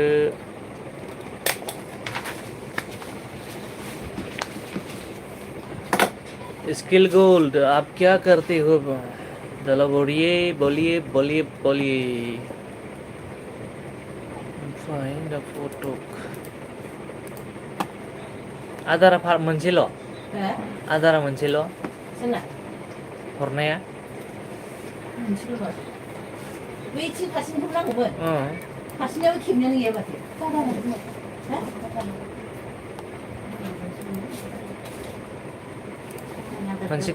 मोनसेखौ नांगोनथ' मोननैबो खेबनाय नङा फारसेल'सो खेबनानै दङ नायलाय नांनो हरनाया मोनसेल'सो वाट्सएपआव नायलाय ओमफ्राय आब' अनामिकाया मा होनदों सपोर्ट होनदों आरोना सपोर्ट खालामसिनदों कौन है यार बसुमतारी अनामिका को सपोर्ट करिए और सब्सक्राइब करिए दा न'निफ्राय हरजागोन अनसुमै जनानै ओरैनो आदसा ब्र ओमफ्राय माथो ओंख्रि जानायमोन फरायहरदो ओमफ्राय जोंहा बिबार फ्लावर फैनो हादों हेल' दादा होनदों हेल' बिबार फ्लावर गार्डेना मा होनदों ओइ दखानि दादा होनदों मा खबर बुं दे औ होनदों अनामिका औ होनदों स्किल गोल बोल रही हूँ ना यार कोई बेकार नहीं होता आप बेकार नहीं हो बस अपने लिए तुम्हें अपने माइंड में ये धारणा बना ली है कि तुम बेकार हो अभी पागल हो तुम सच में अच्छा ऐसा बात है क्या स्किल गोल अच्छा जो भी हो वो छोड़ो आप क्या करते हो प्लीज बताना बिबार फ्लावर गार्डेन ओ दखानि दादा होनदों मा जाखो बिबार आगै खिन्थाहरदे खबरफोरा मारै ओइ दालाय बाकसबादि दं बाकसबादि दंना माबायाव मामाखौ हरलाय एडमिट लाबोदों साबियाव थाबाय बेखौ नायना लिरना हट बिबार फ्लावर मिक्सेल बड़ा वाला होनदों आरोना ओमफ्राय लाइक डान ब्र थेंक इउ आंनि एलबिआव फैनायनि थाखाय ओमफ्राय स्किल गोल में कॉलेज स्टूडेंट हूँ अच्छा अभी कौन सी स्टैंडर्ड पे पढ़ रही हो अभी मा होनदों और ओमफ्राय अनसुमैया मा दालि ओंख्रि आलु आरो अमा बेदरजों भाजा गैला जेबो आच्छा अमा बेदर होनबाथाय बिराद गोथाव मोनो आङो मिथिबाय अमा होनबाथाय ओमफ्राय अनामिका आब'आ मा होनदों वेलकाम होनदों मारै जाखो आब'आ माथो दिनै बेलेग कमेन्ट लिरा नामा बिबार फ्लावर गार्डेन ओइ दादा दखानि मा ओंख्रि जाखो होनदों ओंख्रियाथ' दिनै आलु बिलाइ बयलार भाजासोमोनलै गैया जेबो ओइ दखाननि दा लाइक दानदों दासो लाइक होबाय नोङो एफा गोबाव जानानै स्किल गोल ग्रेजुएट अच्छा ग्रेजुएट कर रही हो अभी अच्छा कौन सी स्ट्रीम से कर रही है अभी मैं स्पोर्ट प्लेयर भी हूँ अच्छा स्पोर्ट भी प्ले करते हो आप मतलब स्पोर्ट भी खेलते हो ठीक है सब हर तरफ मतलब ये रहना चाहिए एक्टिव रहना चाहिए है कि नहीं अभी तो फिलहाल दासो फैदों आं दखाननि थाखाय अच्छा दे गोजोननाय थाबाय आंनि एलबिआव फैनायनि थाखाय स्किल गोल्ड येस राइट आब' अनामिकाया नोंनि चेनेलखौ लाइक कमेन्ट एन्ड साबस्क्राइब खालामना होबाय मोनसे भिडिअ नायनानै आब' अनामिका नै संसार दैमा ब्र'आ नोंनि चेनेलखौ साबस्क्राइब खालामबायनो दा रिटार्न खालामबानो जाबाय आरो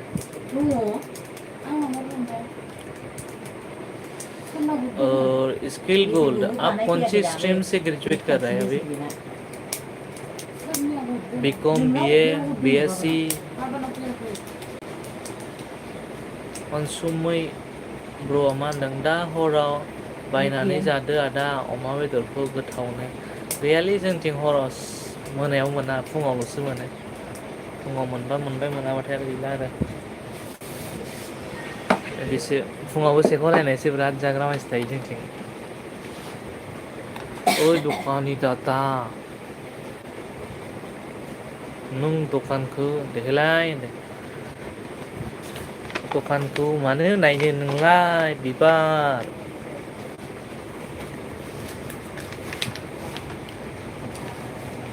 मालाबा देखायगोन आङो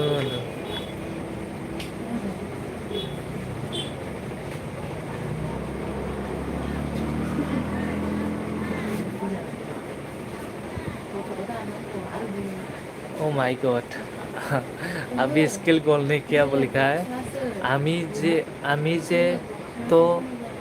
যে তোমার চান চান চান শুধু যে তোমার চান चान चान আমি तुम्हार इस लाइन का मतलब क्या है इस मतलब इस लाइन का मतलब আমি যে तुम्हार मैं आपका हूँ हर पल मैं आपका हूँ ऐसा ही कुछ है मुझे इतना समझ में नहीं आ रहा है और स्ट्रीम है मेरा अच्छा मतलब बी ठीक है अच्छे पढ़ना और कौन सी ईयर में है अभी कौन सी सेमेस्टर में बिबार फ्लावर गार्डन देखाय बोरा दादा नोंनि दखानखौ देखायगोन र' एसे उनाव हेलो बिबार फ्लावर आंखौ सापर्ट खालामलाय नों आंबा साबस्क्राइब खालामबाय दाखालिनो होनदों बिबार फ्लावर गार्डन नै संसार ब्र'खौ सापर्ट खालामना होदो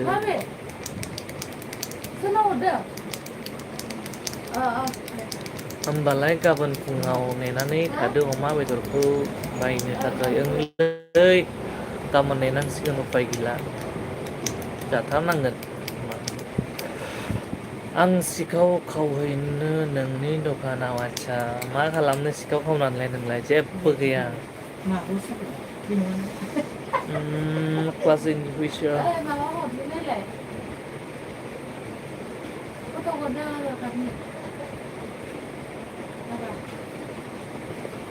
स्ट्रीम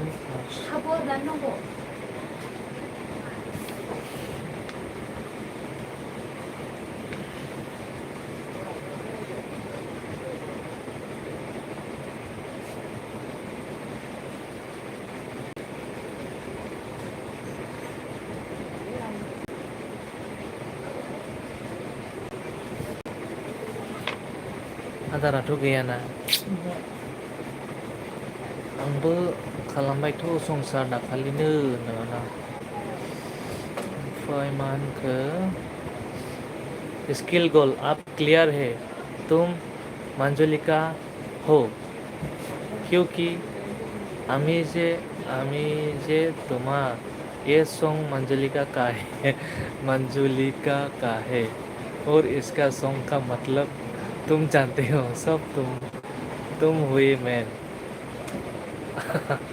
अच्छा, मंजुलिका, मंजुलिका मतलब ये होता है क्या? संसार नंगौ ए मोजां दे अब्ला होनदों। थेंक इउ गावजों गाव खालामलायदो साबस्क्राइब। बिबार फ्लावर गार्डेन, औ दुगानि दादा नों बे नों बे जायगायावल' माने एलबि होयो, माने नैबे आंनि काउन्टार मिथिबाय, माने बे आंनि काउन्टारा माने फ्रन्ट जाय दङ आंनि यार एसे कम्पिउटार, ओमफ्राय बेनि खाथियावनो आं जिरना थाबाय थायो, ओमफ्राय कम्पिउटारावनो होलायनानै आङो होबाय थायो आरो एलबिखौ, ओमफ्राय जों कास्टमार फैबा कास्टमारखौ बुजायनो हायो होमब्ला बेबायदि आरो।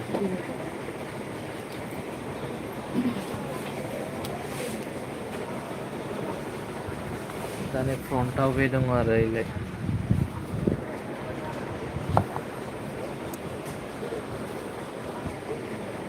बे माने बेक साइड आरो ना।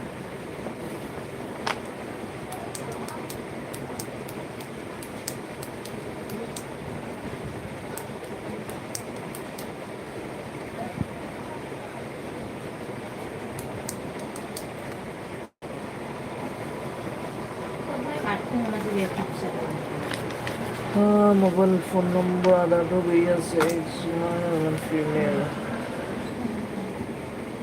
हरबाय हरबाय। आदसा बाव दे मबाइल नाम्बार बुं दे।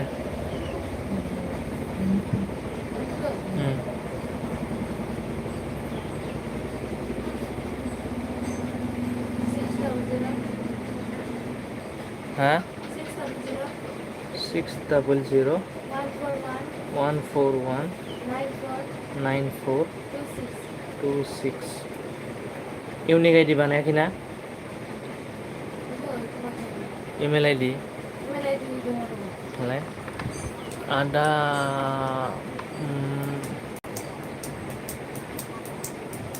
ओ संसार आं कमेन्ट हराखै होनदों। आदसा ओमफ्राय नों आदानि एफबि जिरायग्रा बियो? औ ब्र, बट उस सॉन्ग का मीनिंग बड़ा प्यारा बताया तुमने, सच में यार, तुमने जो सॉन्ग का मतलब बताया बिल्कुल दिल को छू गया। अच्छा ऐसा बात है क्या? रुकिए बात गोलाव माथो। सोरांसा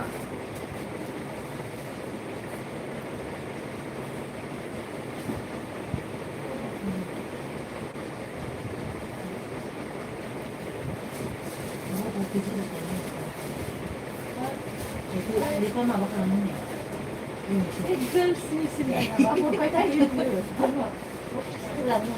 नोंसो सुना लाबोदों बेबो माय बेखौ नाङा बेबो आर्ट्सनिसो बेदेरा बैयाव माबासोना आदा बबेनि? आं गलाघाटनि संसार दैमा साब खालामबाय आगै होनदों। खालामबायनो संसार ब्र नोंखौ नामिका आब'आ ओइ दखानदारा पेना टेस्टि ना नोंथ' आर्टिस्टि नै ओ दुकाननि दाना पेना टेस्टि ना बिबारा गैसना होनदों गाबज्रिदों। ओमफ्राय आयु आदा आंनि बर' डिजार्टेसनखौ डिटिपि खालामना होनो हागौमोनलै आदाया होनदों। बेसेबां बुरजा? बांद्राय बुरजा बालायलाङोलै।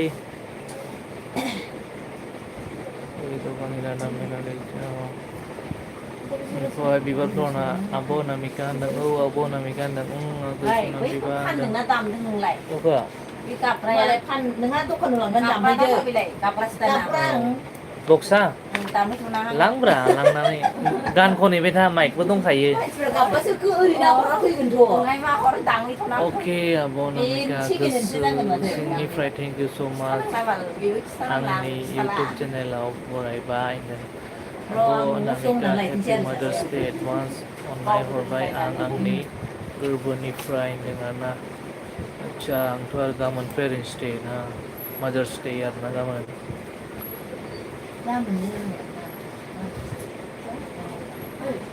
स्किल गोल इन पंजाब लैंग्वेज और दोस्तों की हाल चाल तुहा दे इन हिंदी लैंग्वेज और बताओ क्या हाल चाल तुम्हारा और दोस्तों की हाल चाल तुम्हारे। अच्छा ये पंजाबी लैंग्वेज है ना। ठीक है अब लोग एक दूसरे से बात करते रहो, मैं पेन करते रहूँगा। फादर्स नेम 1 2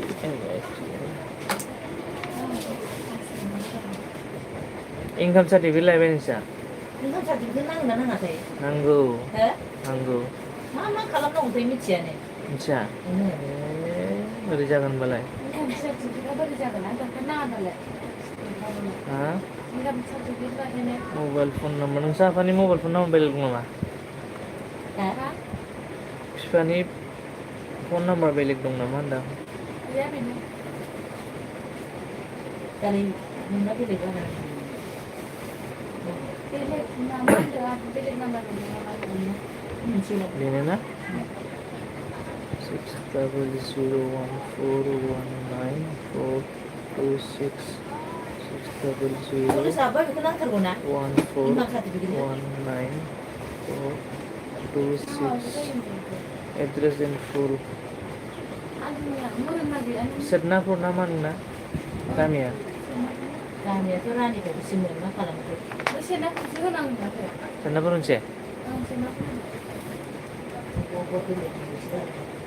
माबाया रानिखौसो बै माबाया बार्थ सार्टिफिकेटआ नोंहा एडमिसन खालामनाय फर्माव मा होनो होनदां? एडमिसन खालामनाया आङो सेना फुजि होदों सिबनाबो बेयाव चानला सुंसु गाहाम नागालेण्डनि सिबिना नागालेण्डनिबो चानला सुंसु मा सेदनापुर होनसै ना? सेना फुजि सेना फुजि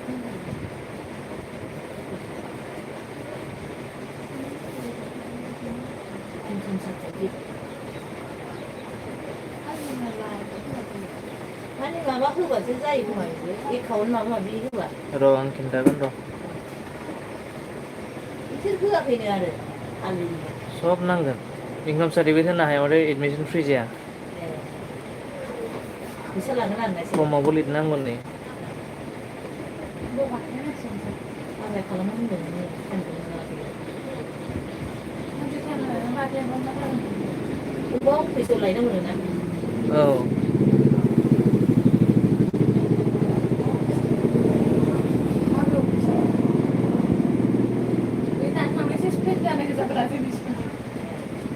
एमआइला बड' ना?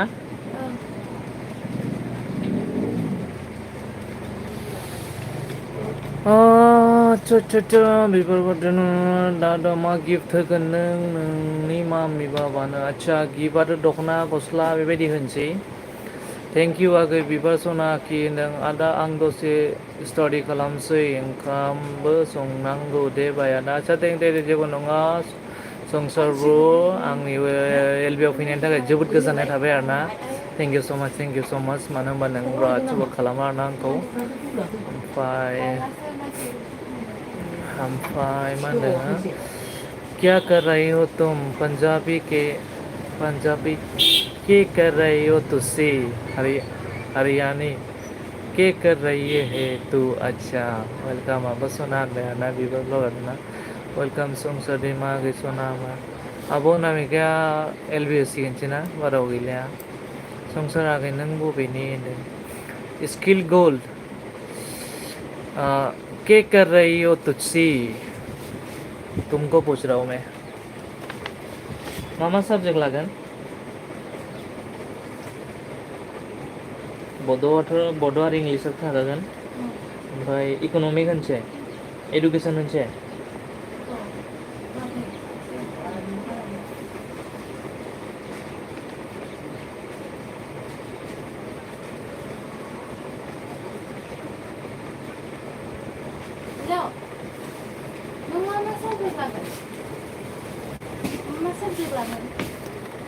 आङो मामिनो दख'ना फास्रा लाबोबाय बाबानो अनलि गस्ला। आच्छा दे मोजाङानो जाबाय दे आंबो बिदिनो सानदों साननायालाय गाबोनसै नालाय बेनो। मा लागोन होनलाय?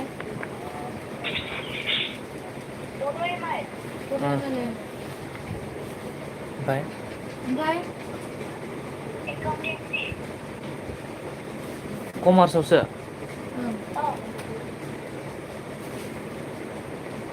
नों दारबानखौ कमार्सआवसो एप्लाइ खालामदोंमोन आरो ओहो आर्टसआवमोन ओमफ्राय दा आर्टसआव मोननाय नङा होनो मानसिफ्रा कमार्सआव प्लेन लाबाय अ होमबाथ' नैखौ आं आर्टसआव लिरदोंमोन दारबानखौ माबानायखौ माबानांसिगोन बायथ' र' एकाउन्टेन्सि ना हा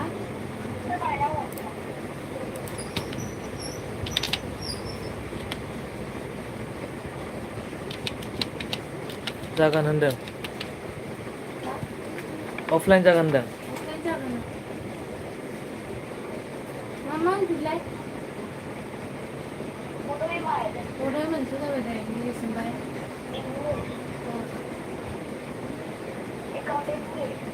एकाउन्टेन्सि आं ओमफ्राय बिजनेस स्टाडि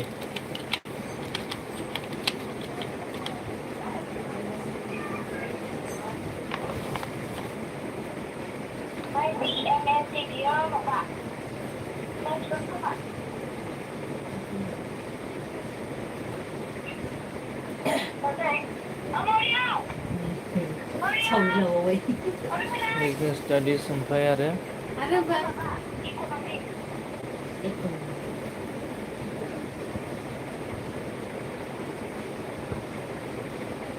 इक'नमिक ओमफ्राय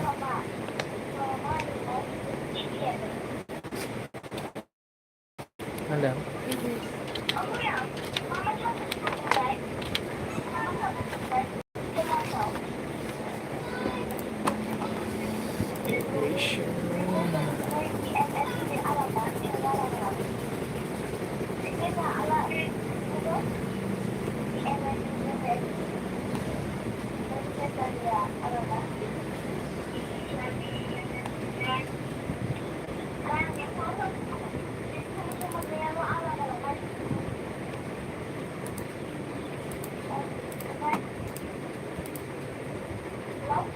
औ ओमफ्राय मोनसे समाव ओमफ्राय सातथा जाबाय एक दुइ तिन सारि पाँचटा पासताल'सो जादों मा जादों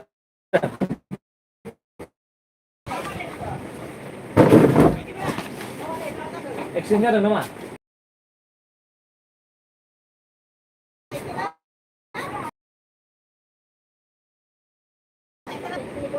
जोंनि गथ'फोर ओरै थाङोमोन इथिंनि जोंना गथ'फोर बिसोरनि सोंदों गारिजों गारि आमसालगुरि बाइकजों बाइक मिथियाना दा आमसालगुरि हाय रेहाय गारिजों गारि हाबदों मानसियाथ' जेबो जायासै दा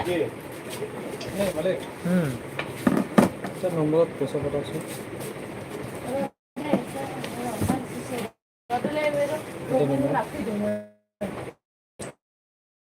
ओसला अरे तो এখন খালে भी মই তো বসতে আছে তো সামসিনা কথা ছিল জিপে আছে ইয়াত গুগল পে আছে আছে নাকি ফসির হয় থাকিব পাৰে চাবি আছে না নাই ৰালাং হচি হয় আহে আমি খান ইয়াতে বি আহি থাকে ৰালাং নালাগে মিস্টার aku nong sang মানুহ আছে জমাৰ না Jamir Abangku mamanya Itu kan dia juga pakai baca itu. dan mama aku kabarnya. কিমান থাউজেণ্ড 2000 মাত্ৰ Isinya ibu satu di rumah dia.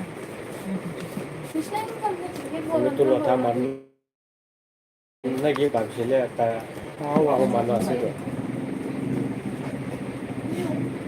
Nah, Sini aku udah wih. নাকাটো ওলাই দিম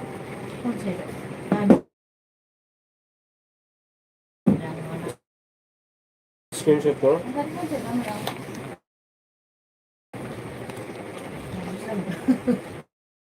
Udah enggak sih? udah nggak cine. Sudah lah.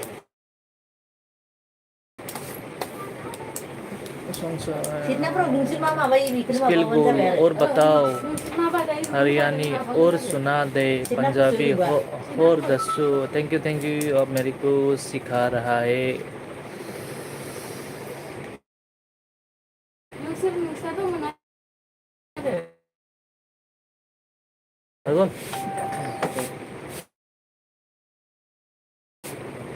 बहुत बहुत धन्यवाद आप मेरे सिखाते बढ़िया जी। तुच्छी दोस्तों तादो की हाल चाल। अच्छा आपका बढ़िया है, มาไหลบ้างเจ๊ आपका बढ़िया है और मेरा पूछ रहा है ना, मेरा भी एकदम बढ़िया।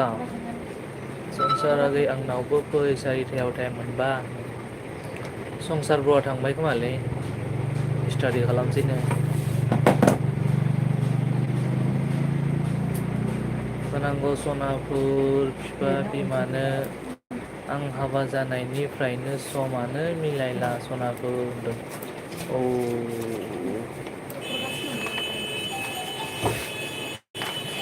itu sampai Dubai orang itu छतरी में मारा दिया setengah deh eh setengah deh tuh biar soalnya video call Korea sini hari nasib लोगा के नाम माइकल लोइस है तो tes naik नहीं tuh naik beleg sense tapi तो 20 rupees लोगा को औ आब' आं होबाय थाखायो होनदों बिमानि lah न'आबो गोजान जायाखैमोन। आदसा ग्रेन्डफादार ग्रेन्डमादारनोबो होगोन आं। आदसा दे हो बिबार आगै तुसि बिजिउ बेको जे तुसि बिजिउ दा दास दोयो था भी लो ऐसी कोटा कोटा से पहले लाओ तुहानु डिस्टर्ब नी करेगी।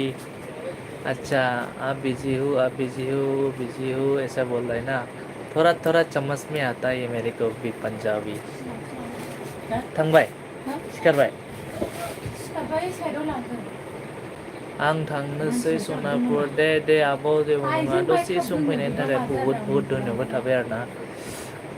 औ आब' दे बाय होनदों। ไปก็มาไปซื้ है आगै बिबार बोरसो मोनो सना होनदों। बोरसो मोनोथ' आरो अल फ्रेन्ड बाय बाय दे आब' बाय बाय। औ आब' फंबाय सना आं थांबाय दे बाय बाय दे जेबो नङा दे आब' दे दसे सम फैनायनि थाखाय गोजोननाय थाबाय आंनि एलबिआव। ดีแล้วนะ ओमफ्राय बिबाराबो खारबाय नामा ना खाराखै दङबा कमेन्ट खालामदि। स्किल गोल्ड तुचिकी कारा हरबाय साबायना हरबाय เออเราทำไม लिरना हर मामायाथ' थाखागोन इनभारमेन्टेलाथ' थाखाबाय। ओमफ्राय मा लादों एकाउन्टेन्सि เอา सेलमेनशिप ไปคนชิคกี้พายบอก सेलमेनशिप लानो लायाखै। तुम बिजी हो क्या? अगर बिजी हो तो बता दो मैं आपको डिस्टर्ब नहीं करूँगी ये बोला है मैंने पंजाबी लैंग्वेज में वहाँ। अच्छा थोड़ा थोड़ा समझ में आया था लेकिन पूरा नहीं आया। बिजी तो ऐसा बिजी नहीं है फिर भी थोड़े मतलब ये कर रहे हैं। तो आप क्या कर रहे हैं अभी? स्किल गोल आप भी ब्लॉग वीडियो बनाते हैं क्या? बिबार फर दे जागोन दे बिबार आगै थांबाय बा जेबो नंलिया दे।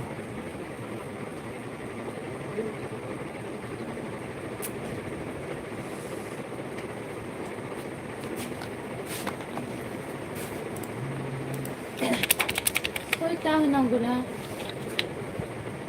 Sukan sakit. सातथा Ini lah ya.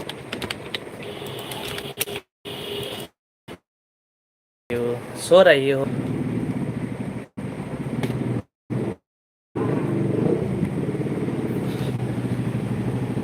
हरबाय เดี๋ยวเราไปดอกบางสิ बिजनेस स्टाडिज लिरबाय एकाउन्टेन्सि लिरबाय इकनमिक लिरबाय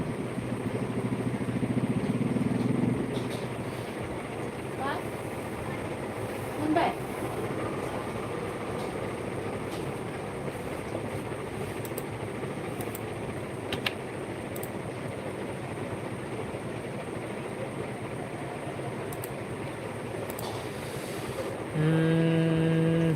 वीडियोस थोड़ा थोड़ा कह सकती है कि मैं वीडियोस बनाती हूँ। अच्छा मतलब इतना नहीं बनाते हो ना। और मेरे से तो पहले फ्रेंड्स नहीं था ना तो आज फ्रेंड बना के जाइए। और मैं आपका वीडियो बाद में देखेंगे हम स्किल गोल्ड आपके चैनल को विजिट करेंगे।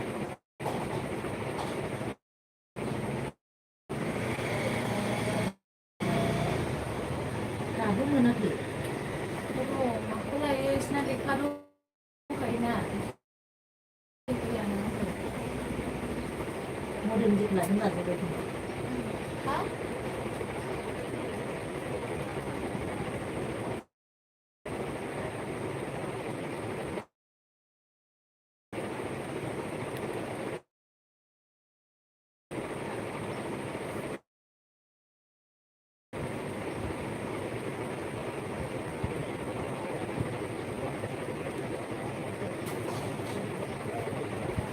sao bạn không lại skill gold और खाना सा स्किल स्किल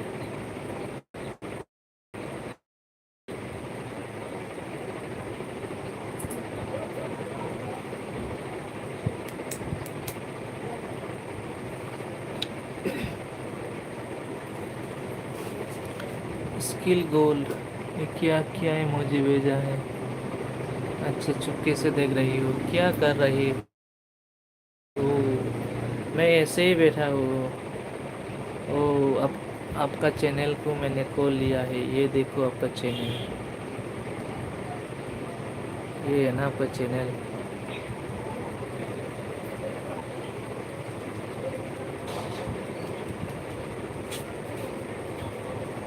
business study जाबाय हाँ एकाउंटेंसि जाबाय, इकोनॉमिक जाबाय।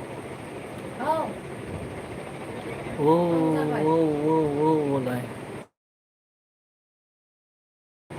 नोंसा मा फटो एग्जाम आप भी एलबी देती है ना?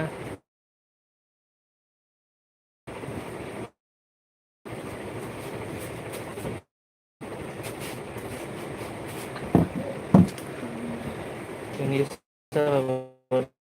मोजां एकाउन्टिं BMST बेखौ लिराखै, इनभाइरमेन्टेलाव थाखागोन।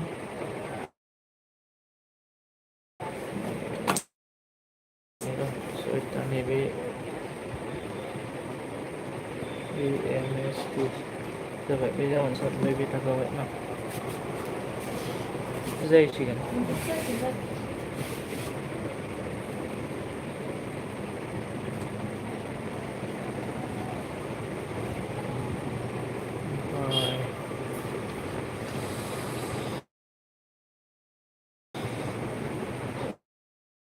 भागो मेरा चैनल देख गया, अब भागो वरना गायब में। कहाँ भागेगा, मैं ऐसे भी देख चुका हूँ। भागो भागो।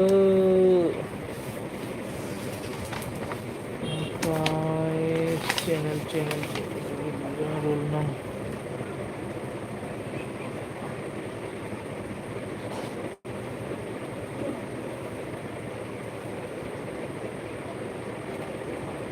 यार पासिंग देग्लायनो पास जादों ना 2024 टोटल मार्क बेसेबां मोनामोन? Tapi tak kira dah kan dah. Morning दे बै अलप लेट হৈছে आहाथ' फोथारिबाय Cuma waktu 50 lah. ओइ फोजायगोन स्कुलबा Saya dia jujur. Tadi? Ada prinsipal lah. Tentang. अच्छा ने है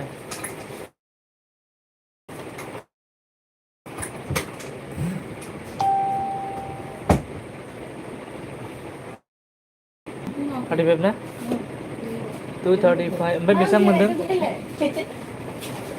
yang itu Elak mak.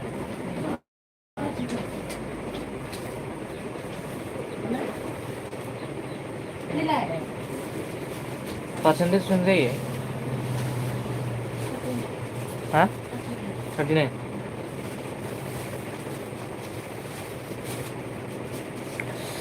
देख देख देख देख देख देख देख देख देख देख देख स्किल गोल्ड बोलो बोलो बोलो। और क्या हाल है आपका? आज आगोलनि स्कुल ना मा नाममोनलाय? बिनेश्वर ब्रह्ममोन ना?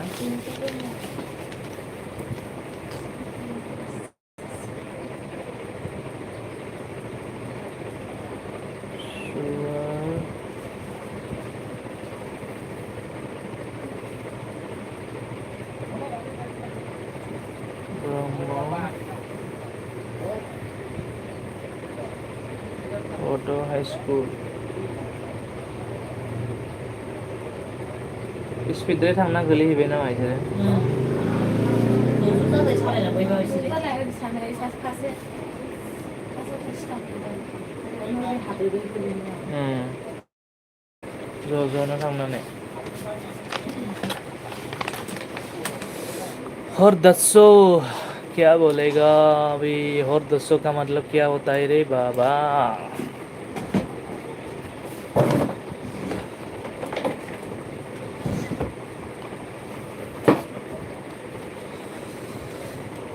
Hello hello hello hello hello, कौन कौन है कमेंट करिए, कमेंट करिए। की होया बोल दे नहीं।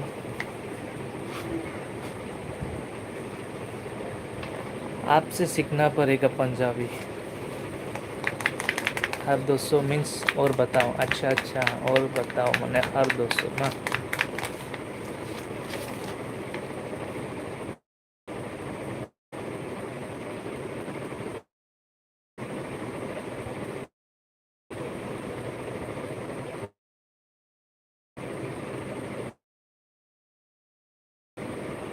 इनकम सर्टिफिकेट ना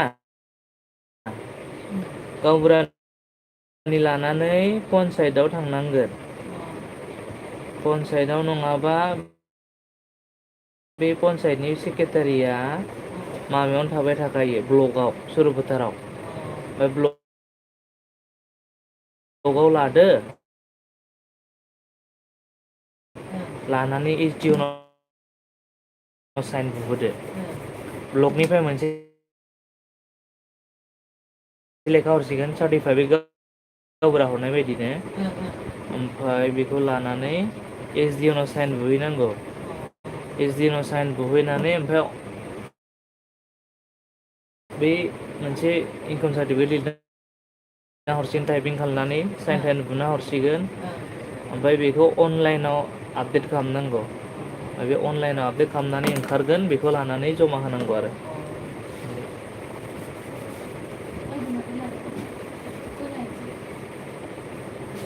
गावबुरानाव माबा लाग्रोनांगोन आरो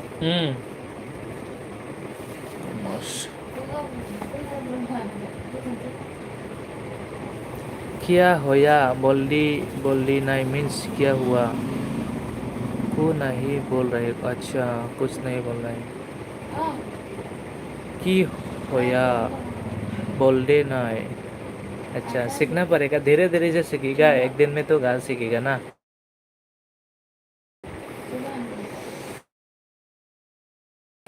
धीरे धीरे।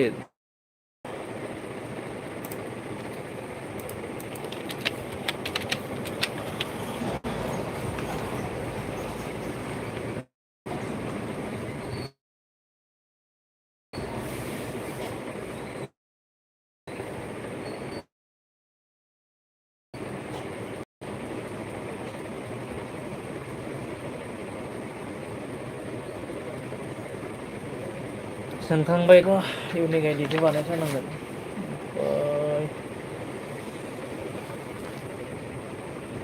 आदारा बे अरखिनाव जमा दोनफैबाय, खोमाना दोनबाय दैसिखौनो जाखानायसो मोनबायना। ओमफ्राय दा जेरावबो बानायबाथाय माबासो दंखायो होननानै दंखायो होननानै खोन्थाबाय थायो, रिजेक्ट खोन्थायो। कभार खालामनांगोन। दाखालि साइड नयखौ लादो, बे जाबाय।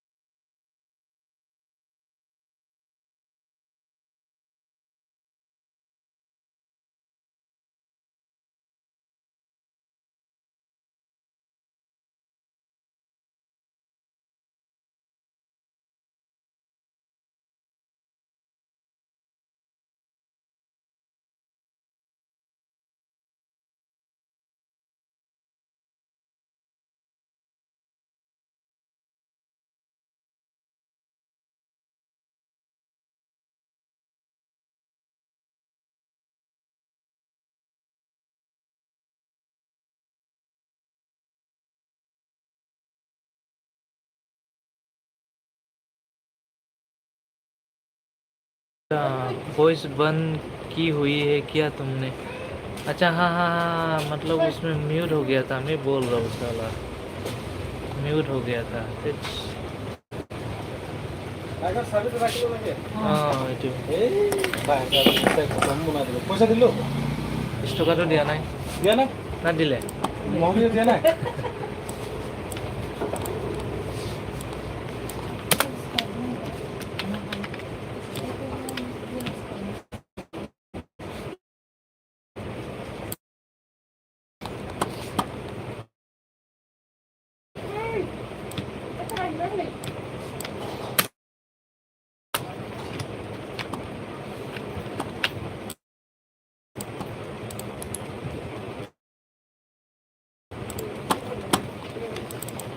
तसुकी करा दी।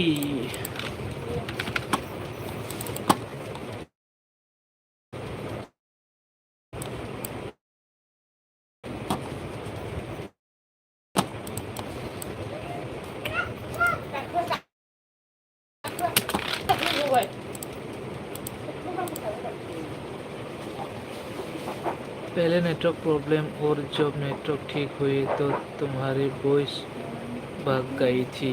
अच्छा हाँ मैंने भूल गया था, उसमें म्यूट करके रखा हुआ था तो अनम्यूट करने के लिए भूल गया। मतलब कॉल आया था मेरे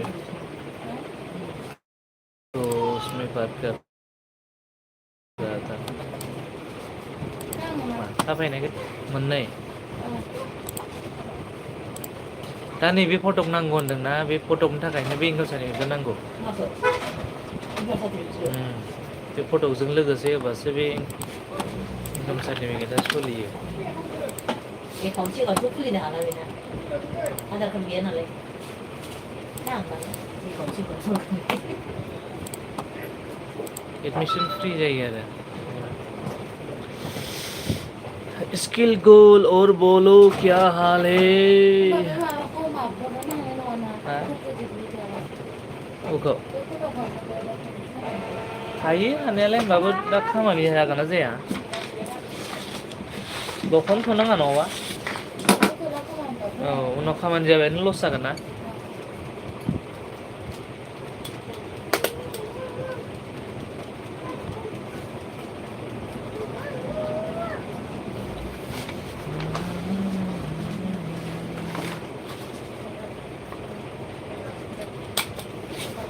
फटक गांसे नांगौमोन ना नैबेनिया न'आव सिथाबनोसै खोमा न'आव सिथाबनोसै बुखौ न'आव होबाय फट' ना लाखिगोन बेखौ खासनिसो खासनिया बे दानि हरदोंमोनथ' अ बेखौ न'आव सिथाबैदो अ बे माबाखौ औ बानायनांगोन बेखौ होनबा बेखौ दा बानायनानै माबासै दाख्लै माबानायखौनो होनो हागौ दाख्लै साफायदोंमोन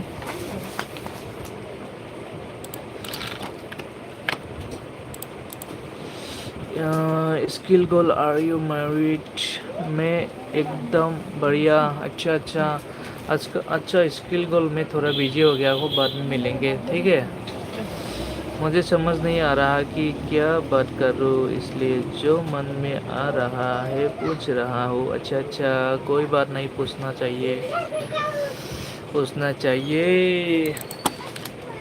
बरं मोबाईल आराय गेल्याबद्दल लोकेशन मारतारो आम्हाला नव्हतं ना तुमच्याकडे नव्हतो ना क्या okay boy have a great day thank you बाद में मिलेंगे ठीक है बाय बाय बॉय